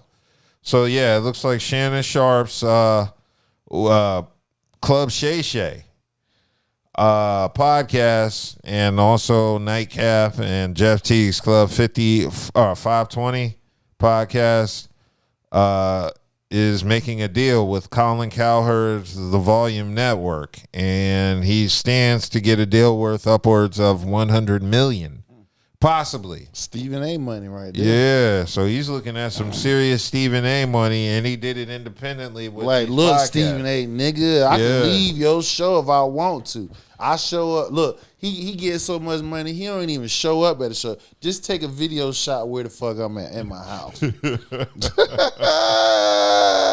I don't even got to show up to that bitch no more. Just take. I'm at home. Just take it. I'm gonna dress up nice, put some cologne on, dress up nice, and in the comfort of my home, y'all. Yeah, I don't even got to show up in the studio no more. See, Stephen A., you got the $100 million at the studio. I got the $100 million out the mud independently. Yeah, this is a lesson, because Stephen A. got $100 million from a corporation and putting himself at the mercy of it, and Shannon Sharp got possibly $100 million doing it independently. Through Both of them is corporations, so you can't. Yeah. I mean, that. they're both corporate sponsors. You can't escape that. But it's just the fact that he has more control over his and he owns his stuff. Exactly. So Stephen A., once your 5 years up or whenever they feel like they might eat that shit, they let your ass go.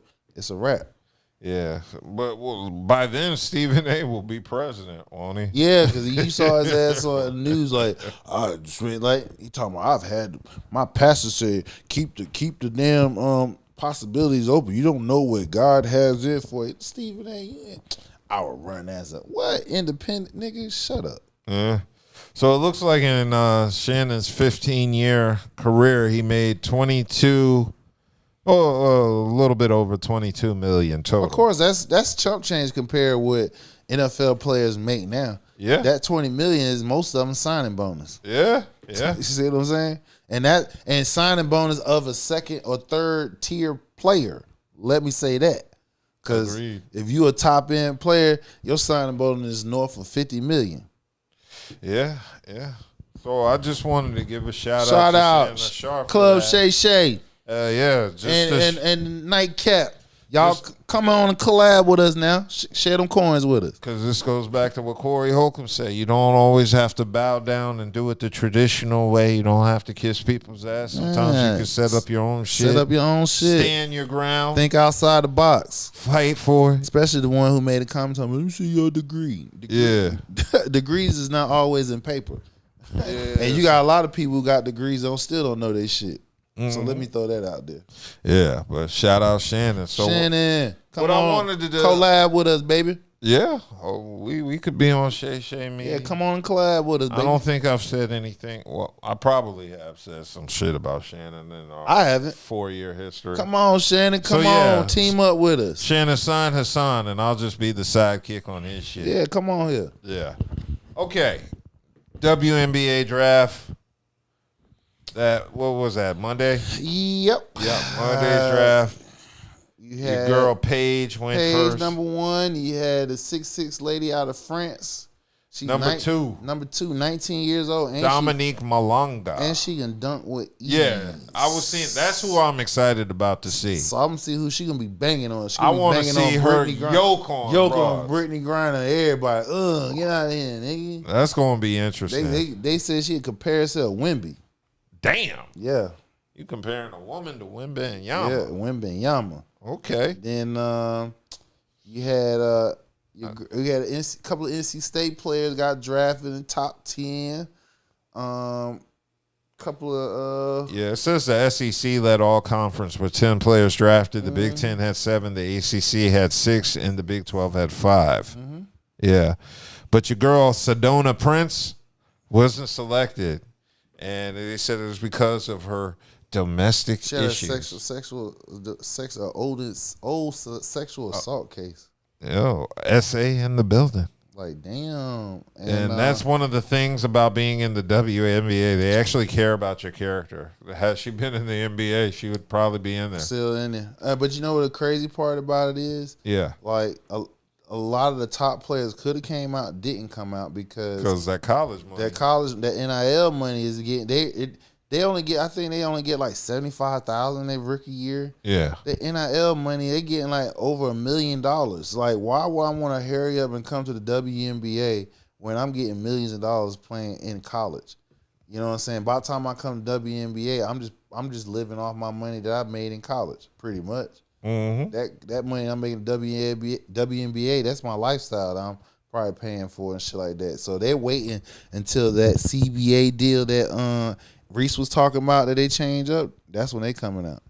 Yeah, and then after that, and then Juju, she be coming behind another year after that. Shit, you gonna find your first $1 million contract within another 3-4 years. Damn, and Sedona Prince is 25. She's an old chick if she's coming in the league at that age. That's another reason why. With COVID and stuff, a lot of players had shit. Your girl Van Ling Hoff, something. She came from Louisville, went to LSU, went to TCU. She went to 3. She had been in college for about like 6 years. Because a lot of them who got an extra eligibility with COVID and stuff like that, during COVID or medical injuries. I'm eager to see Dominique Malonga. Yeah, I'm gonna see if she gonna dunk on somebody. Yeah. They said she can dunk fluently. Yeah. She's 6'6", 7'1" wingspan, huge hands. And she pulls up for threes effortlessly. And she's only 19. Seattle Storm. And they're in Seattle. Which 19. Pro franchise. 19. And if the Falcons, the new San Diego team, they made their first pick. Who was it? I forgot the name. It's either they top 10. I'll just name it a franchise because they a new franchise that just on the WNBA. Where are they playing in? What city? San Francisco. I think it's your girl from Kentucky. They had, it's your girl from Kentucky. I think they had drafted. So I'm not sure who that is. I know a little bit about her. She was in the ACC. They played at Virginia Tech, and they left from the ACC, went follow her coach to Kentucky and stuff like that. The only reason why I remember her because Russell Westbrook designed her dress that she had on at the draft night. You know what I'm saying? Russell Westbrook's designing dresses? He's a designer. So he does that on the side. So he designed her outfit for the WNBA and stuff. And so that's why, and she got some hellified calves and shit. She's short too, like about 5'6", 5'7", something like that. Oh. Baller. Cool. Well, I look forward to the WNBA season coming up, but I look much forward to when Juju's in the league next season. So, she'll be a junior, so I don't think. She got two more seasons. So she I think if they don't happen before Juju get in, Juju gonna be the first multi-million-dollar contract in the WNBA. I believe that. I'm putting it out there. Worth it. Okay, so looks like the shock of the night. Memphis beating Dallas in the play-in. 120-106. So it was a thorough ass whipping that was administered. Anthony Davis had 40 on 16 for 29 shooting. And it looks like PJ Washington and Lively didn't even score. 0 for 5 for PJ and Lively 0 for 2. That's pretty bad. And I'm sure people want Nico's head, not that one. Well, I'm just, again, what fans need to understand is he doesn't make that trade without ownership telling him to do so. He's just a fall guy because he's a GM. He makes a trade. They told him, do not make no trade with nobody else besides the Lakers. That's the reason why it didn't get out. That's the reason why him and Rob Pelinka, which he got a contract extension, tied himself with Luka and JJ and stuff. And he got operation. He got 2 titles, GM and basketball operations as well. So he's only a few GMs in the league that has both titles. So this whole targeting Nico Harris is really unfair. I understand that you're mad. You feel what I'm saying? Because somebody has to be blamed. But he's not it. He doesn't own the team, people. That's what y'all need to understand. Sure, he pulled the trigger. Sure, his face is in his handprint on it, but it's not his team. When you understand that, you don't make an organizational trade like that without his bosses telling him to do so. I agree. So let's keep that understand. You give him the blame, but you need to point at them damn owners. They told his black ass trade his white ass to motherfucking LA. All right? Okay. That's all I gotta say about that. But I'm proud. I'm glad he in LA now. I ain't mad at that. Yeah. I just want to be fair about the situation. Nico did not make that trade without ownership telling him to do so. And to follow up, looks like the Heat beat the Hawks in overtime. Yep, sure 123-114. So your boy Hero got 30. And Wiggins, I completely forgot Wiggins was traded there. Yeah, because he been hurt. Just drew a blank. Yeah, because he been hurt. So that's the reason why you haven't seen him. He been. That's hurt. what it is. Okay, because I'm like, why didn't I think about it? All I kept thinking about from the trade was Jimmy. Yeah, because he was hurt. That's the reason why. Makes sense. So now they gonna play Cleveland, which I believe Cleveland gonna sweep their ass. You think they're gonna sweep them? I wouldn't be surprised. I think if you got Wiggins, Hero, and Adebayo, you should win. You should win 1 or 2 games. 1 or 2, yeah. It's not going to be a sweep. Right. It should be 4-2. I wouldn't be surprised if it's a sweep though. But yeah, I wouldn't either. So other than that, yeah, they play them. Memphis play OKC, which that can be interesting because when Memphis early in the season they were playing. Oh, they was top 3 in the damn league. Mm-hmm. They was playing everybody tough, so they got some young boys down there too. You feel what I'm saying? So that's going to be a very interesting series. Now, yes. I still believe OKC will win because they have they're more deeper and they have more players. So I believe that series will go 4-2. Okay, so yeah, in the West we have number 4 Denver against number 5 Clippers. I believe the Clippers going to win that series. You do? Hell yeah. Yes. Clippers. Yeah. If Kawhi doesn't get phantomly hurt or nothing like that, they can beat Denver. Well, who else? Oh yeah, so you got Harden and Zubac. You got So- Harden, you got Zubac, and you got Noam Powell, which he should have been an All-Star. Remember, we talked about that. He should have been an All-Star, and LeBron took his spot. Yeah.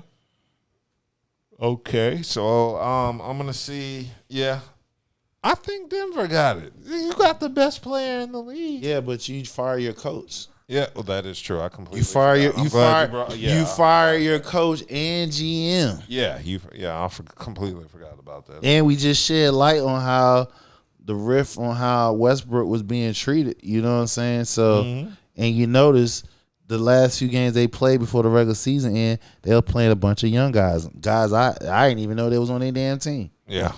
So, that's going to be. So Lakers and Minnesota. Of course, I have the Lakers. I still don't think Minnesota.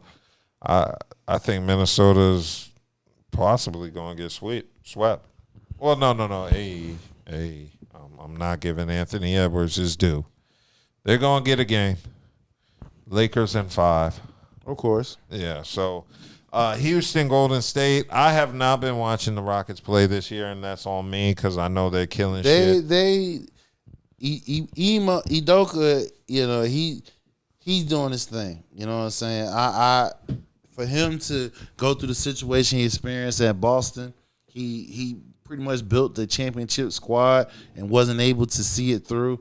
And going to Houston, and now Houston is top 2 seed in the West, where they got a young squad. Azir Thompson, I think I'm saying his name. Like, he Thompson twin. You need to watch out for him. He's a beast. He's going to be on Steph Curry ass in that series. I believe Golden State have a chance to win. Yeah, because Houston's young. Outside of being young, battle tested. I mean, you got playoff Buck. You got playoff Jimmy. Anytime somebody got playoff Jimmy on their team, you should never say never. This man took a whole team by himself to the damn finals. You feel what I'm saying? When he was in Miami the first year here, he was in. No, was it the first year? Yeah, it was the bubble because they played the Lakers, lost the Lakers in the finals. Yeah, he took that whole team on his back. You feel what I'm saying? So anytime you got playoff Jimmy on your team, I like the championship DNA of Green and Chef Curry and stuff like that. Yeah. You know, and you got a couple other people that's up there that won championships on the team. So I like the experience. I like Golden State going in and beating Houston. Golden State beating Houston. Beating them in 6. Yeah, I could see them getting a couple games. Okay, so on the East, we already discussed Cleveland, Miami. Yeah. Number 4 Indiana against number 5 Milwaukee. Milwaukee Dame is back. He gonna miss the first game. I think Milwaukee should win. Yeah, I think they should win. Now, for whatever reason, if Milwaukee loses, if Milwaukee doesn't get, and this is my opinion, if they don't get to the Western Conference Finals, they're gonna trade. They're gonna trade Giannis. Yeah, because Giannis already did everything he can do in Milwaukee. Yeah, he done maxed out. Yeah, he can't get that upper tier $300, $400, $500 million contract in a small market team. Now this one I'm interested in is number 3 New York against number 6 Detroit. I like Detroit. I keep hearing Cade Cunningham. Yeah, I keep hearing. And the Ulster twin on that squad. Yeah. And you know, Bernie Bickerstaff, for him to get fired from Cleveland, go into Detroit, and have a major turnaround like they did in his first year there, tremendous. He should be coach of the year. Him and JJ, I don't care which way. They can go 1 and 2 in either way. I don't have a problem with them winning. I think it should be Detroit. Yeah, of course you would go to. I would say no. It's because JJ just got like the best player in the league. Of course they're gonna be. Yeah, good. but it's still when you have to manage those personalities, it's a next level type shit. You have to be a special type coach because we do know in the NBA as a players leave, if a player wants your ass gone, you gone. Yeah, you know what I'm saying. So to manage personalities, I'm saying I give the edge to Burns. I mean, I get what you're saying because he did more with less. Did he? Yes, he got top tier players. I think he. What were they last year though? No, they was the worst. Exactly. Team. That's what I'm saying. But he took the same players, probably added Thompson twin on it this year, same team pretty much, and turned it around. Yeah. I just think it was a different coaching philosophy. If Detroit didn't make the playoffs, nobody would bat an eye. If the Lakers didn't make the playoffs, they'd be calling for JJ's head. That's true. That's the reason why he definitely should be in the running for coach of the year. And he won 50 games. But he got LeBron and Luka. Yeah, but you got a declining, quote unquote, LeBron. I'm not gonna disrespect my man AR. AR is a beast. He's that third tier, that 3-man headed monster that we got on the Lakers. And like I said, if each one of them guys give me 20 points apiece, we're not losing. The only reason where we have issue with is down in the paint. But when we play small ball, we're one of the top defensive teams in the league. You know what I'm saying? So again, I have no problem with Bickerstaff winning because, like I said, last year they had the worst team, worst record in the NBA, laughing stock of the NBA, and for you to come in one season in and turn around their playoffs, yes, and they have a winning record against the Knicks. Mm-hmm. Now, granted, we know that's the regular season. Regular season, it's totally different. When you get locked in a series, then we have keys and stuff and certain setups that's going to be done. So I think Detroit. I think that goes to 7 games. 7. Mm-hmm. We'll see. I want to know what Boston number 2 and Orlando is going to do. Boston going to win. Yeah, Orlando, I think that's going to be a sweep. I don't think it's going to be a sweep because Paulo Banchero and Franz down there, the big German down there, they be them front court be down there beasting. They just had injuries that did them in this year, so that's the only thing. Okay. Charles says you think J.B. Bickerstaff should be coach of the year over Kenny Atkinson. Yeah. Because then if you're going to tell me that JJ shouldn't get it because he got LeBron and Luka and AR and shit, then look what Kenny Atkinson walked in. He got a perennial, he got all-stars all across the board and a young bucks. He came to an already made team. So he didn't have to do much coaching. Remember, Bickerstaff left Cleveland to go to Detroit. So, I guess, again, coaching for what it was, they had to get rid of Bickerstaff to sign your boy in Cleveland to the max deal because he was a free agent when Bickerstaff was there, and they was clashing based off of philosophy. What's your man, the point from Cleveland? What's my man name? Spider-Man. Donovan Mitchell. Yeah. He was a free agent, and for Cleveland to sign him again, they had to fire Bickerstaff. Oh. So, yeah, that's cold-blooded. So, he made it work.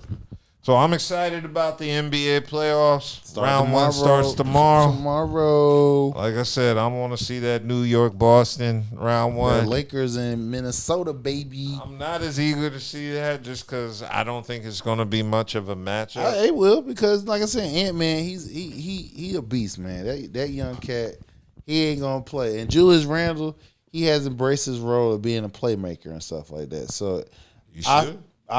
He had no choice because it's like his last stop. You know what I'm saying? So I think they win 2 games. I think it'd be 4-2 Lakers.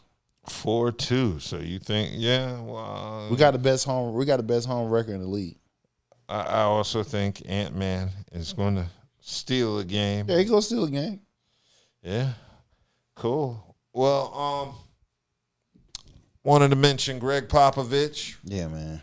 Greg Popovich is retiring from the NBA. It has been rumored that he suffered a second stroke on Tuesday at a San Antonio steakhouse. So I guess because of this, he's decided to retire from coaching, which I definitely agree he should. He should retire if he's experiencing strokes. I'm pretty sure basketball is his life, which is why he wants to continue doing it. But unfortunately, he can't at the moment anymore. So, yeah, it's really sad to see him leave because I'm sure he's not leaving on his own terms. But I definitely understand why he has to do it. Yeah, so he suffered a mild stroke in November of last year, which led to a leave of absence. And I guess with the second one, yeah, that's pretty much a wrap on the coaching career. But shout out to Pop because he made San Antonio what it is. He did his part to get David Robinson a championship twice. Mm-hmm. So I know Tim Duncan has something to do with that. And Wemby's probably going to miss out on a lot of his coaching and his excellence. But shout out to Pop for doing his thing. And he did speak up on black issues. So he spoke on issues. Yeah, so, issues. Shout out to Pop. But wanted to get into football.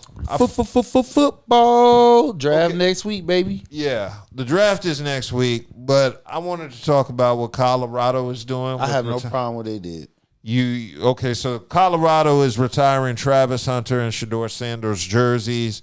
People are upset just for the fact that no other Colorado legends have been honored beforehand. Whose fault is that? The school's fault. The coaches that was there coaching, that was their fault. But guess what? It was another reason why you didn't do it, because you had poor attendance. Why would I want my jersey to be retired when the school is considering a downhill? When was Colorado even relevant? Cordell Stewart. Him and Salim ran the ball. That was what? Isn't that Didn't Rocket Ishmael? No, Rocket Ishmael was Irish. Oh, okay. So that was in the 90s. Yeah. What, late 90s? Yeah. Late 90s when he won the Heisman. So they has not been relevant in over 2 decades minimum. So if I'm Cordell Stewart, do I want my jersey retired when it's a half empty goddamn stadium? No. And then on top of that, if you don't ingratiate yourself with the program, you know what I'm saying, show up and make, you know what I'm saying, hey, you can talk, hey, yo, coach, what's up, coach? Coach Prime about, retire my jersey, drop a $500,000 to $1 million on the damn school and shit, to their endowment for NIL. All that shit, because that's the new trend now. So all the schools, especially the small schools, if they just so happen to have a superstar get to the league, whether it's NBA, NFL, or hockey, they come back to they take the title of assistant GM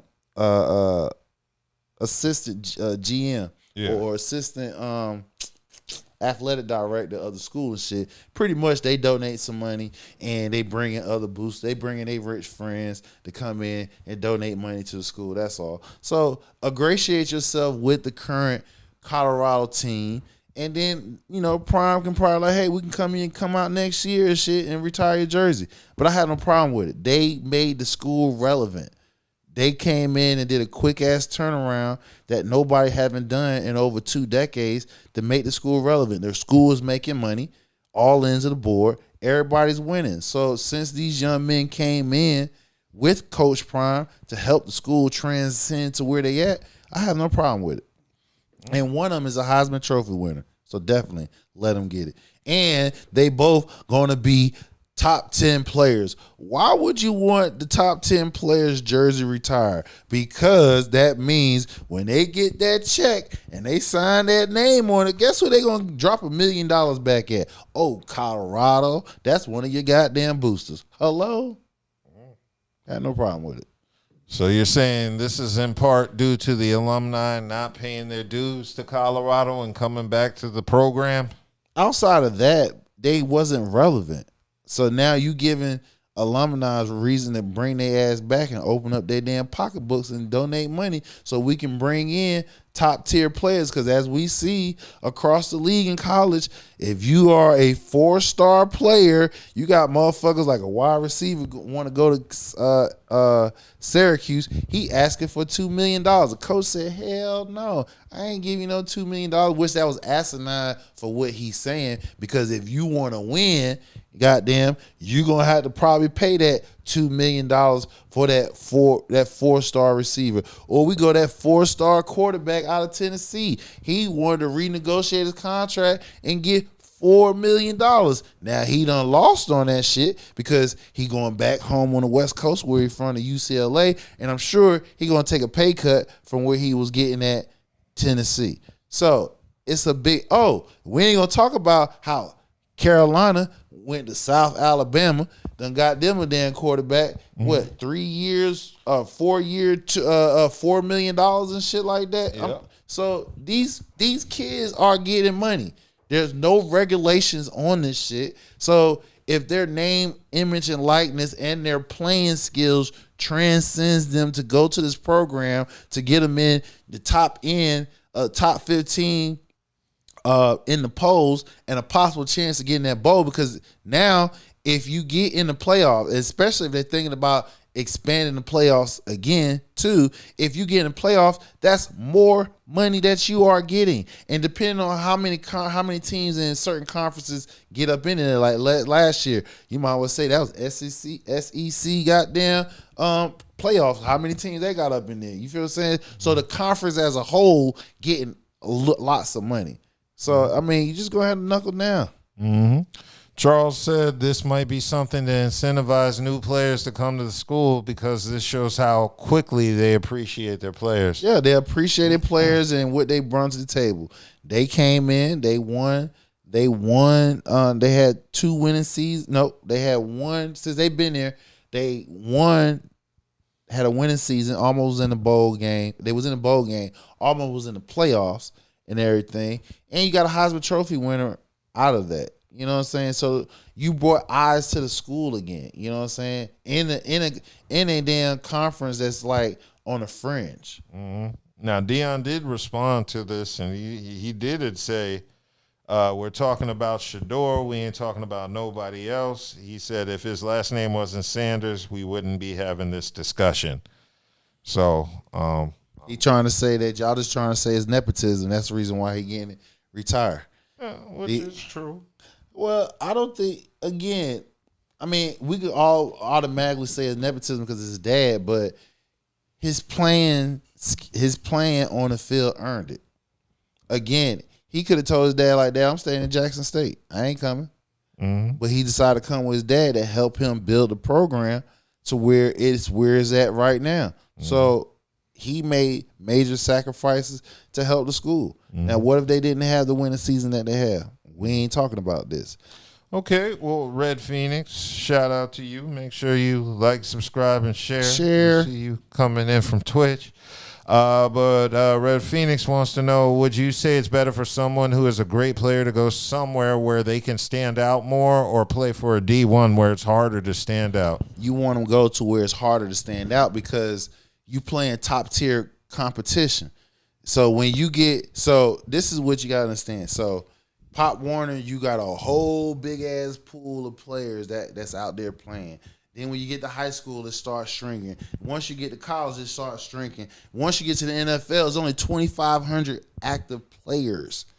Let that hang out. So that means you want them to battle top end competition, so when they'll know how to react under pressure when they get to the pro level. Now they always down in low tier competition, they're shining and stuff like that. So that means they most likely won't experience any type of ups and downs to where they might have a bad injury that's not allowing them to run fast, or they come up against somebody that's actually just as good as them. They shut them down and they got in his head mentally by talking shit to him.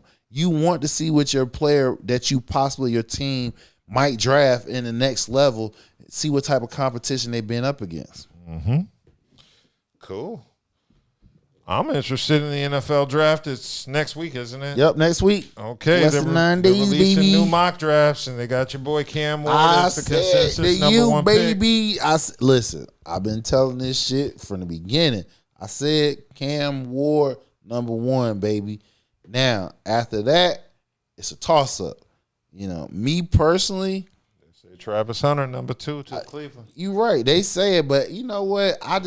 For some reason, I believe Cleveland gonna get Abdul Carter because one, you be one of the few teams who have two premier pass rushers.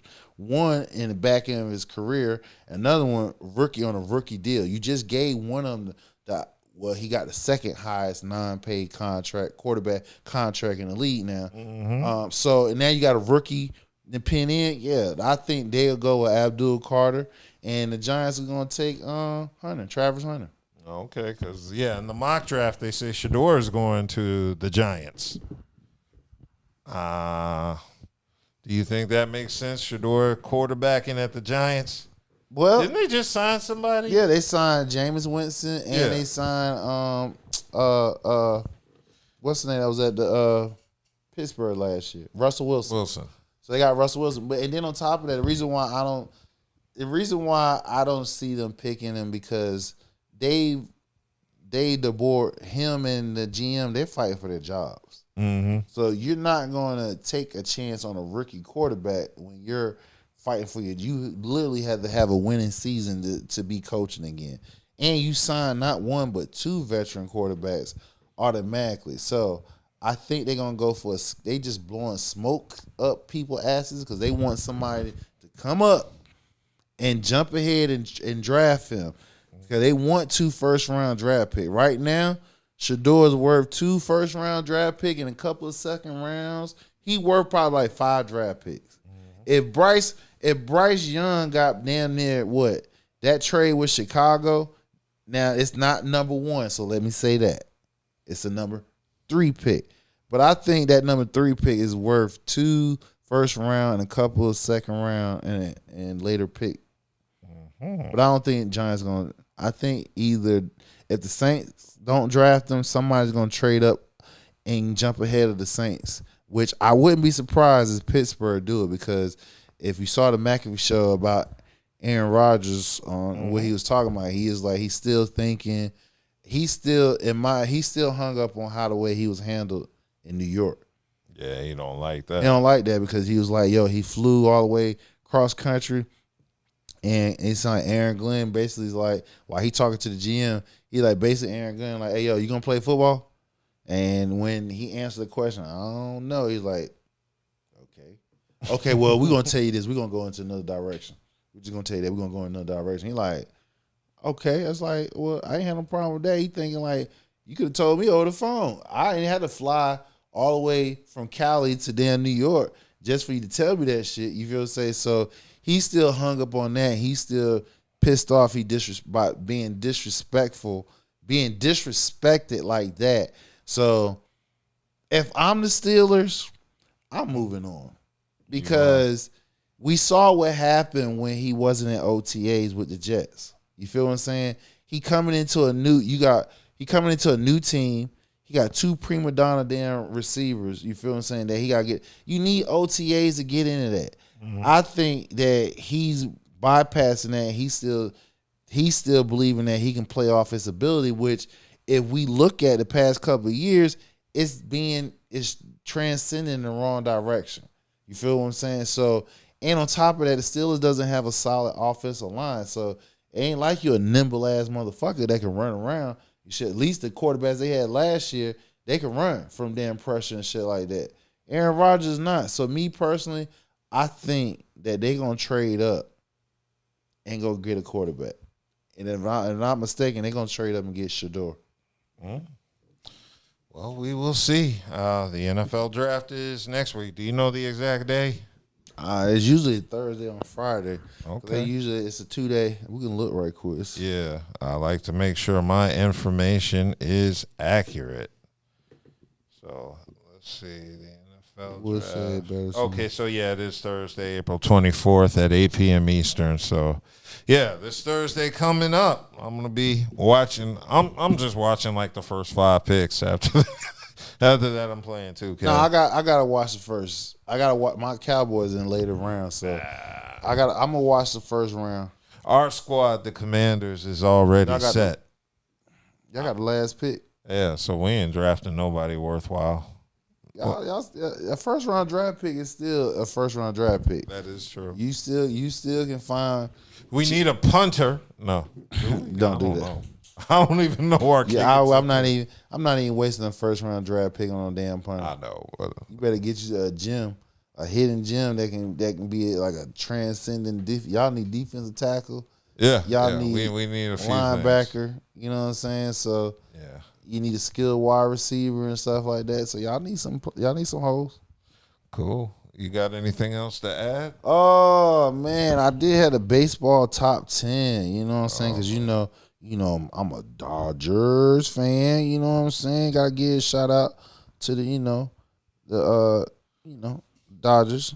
They doing their thing. So we gonna break down the latest poll, the top 10, how they got them ranked. Excuse me right quick, people.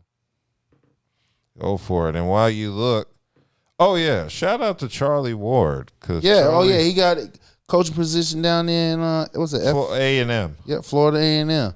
Yeah. I you know what? It's cool seeing players coming back and they coaching and stuff because it means the love of the game it hasn't gone away for them. You know what I'm saying? It just means they get their jersey retired, unlike Colorado ass players. Yeah, stop playing, yo. Yeah, so if he's gonna be a FAMU as their basketball coach, the Rattlers. That's dope. And he's 54. Yeah, I did have it, but we're gonna move on. Okay. Well, I mean, that's all the topics I got. Yeah. We did a clean 2 hours and 24 minutes. Nice. Awesome. Everybody who's still watching, make sure you hit the like button. Make sure you comment. Make sure you share. Sharing is the most important Sharing part. is caring. People sharing get us more subscribers and more views. People. So that's what we're aiming for. Hey man, we want this thing to be by the summertime. We want this thing run up to where we start doing things for the viewers and stuff like that. We want that chat line running up, you know what I'm saying? So, Yeah, we see, I tell people all the time, we invest money into our podcast. So the more views and subscribers and the more currency generated, we're putting that right back in. We'll get phone lines popping and all that and then, like I said, we do contests and stuff like that. Yeah. You know, we are partnership with various people that, Yeah, we got some businesses. Come get these dogs, man. Alpha dogs in Carolina that would do business with us for gifts and giveaways. Yeah. But so we want this thing to grow, and it takes the YouTube community to make that happen. Grow that shit. Yeah. So like I said, if we got topics that you want us to talk about, feel free. Let us know. We'll look that shit up. Hey, Charles asked, is Charlie Ward coaching football or basketball? Basketball. Oh yeah, it's basketball. It's basketball. No, it's just funny because I had to think about it for a second. Like, wait.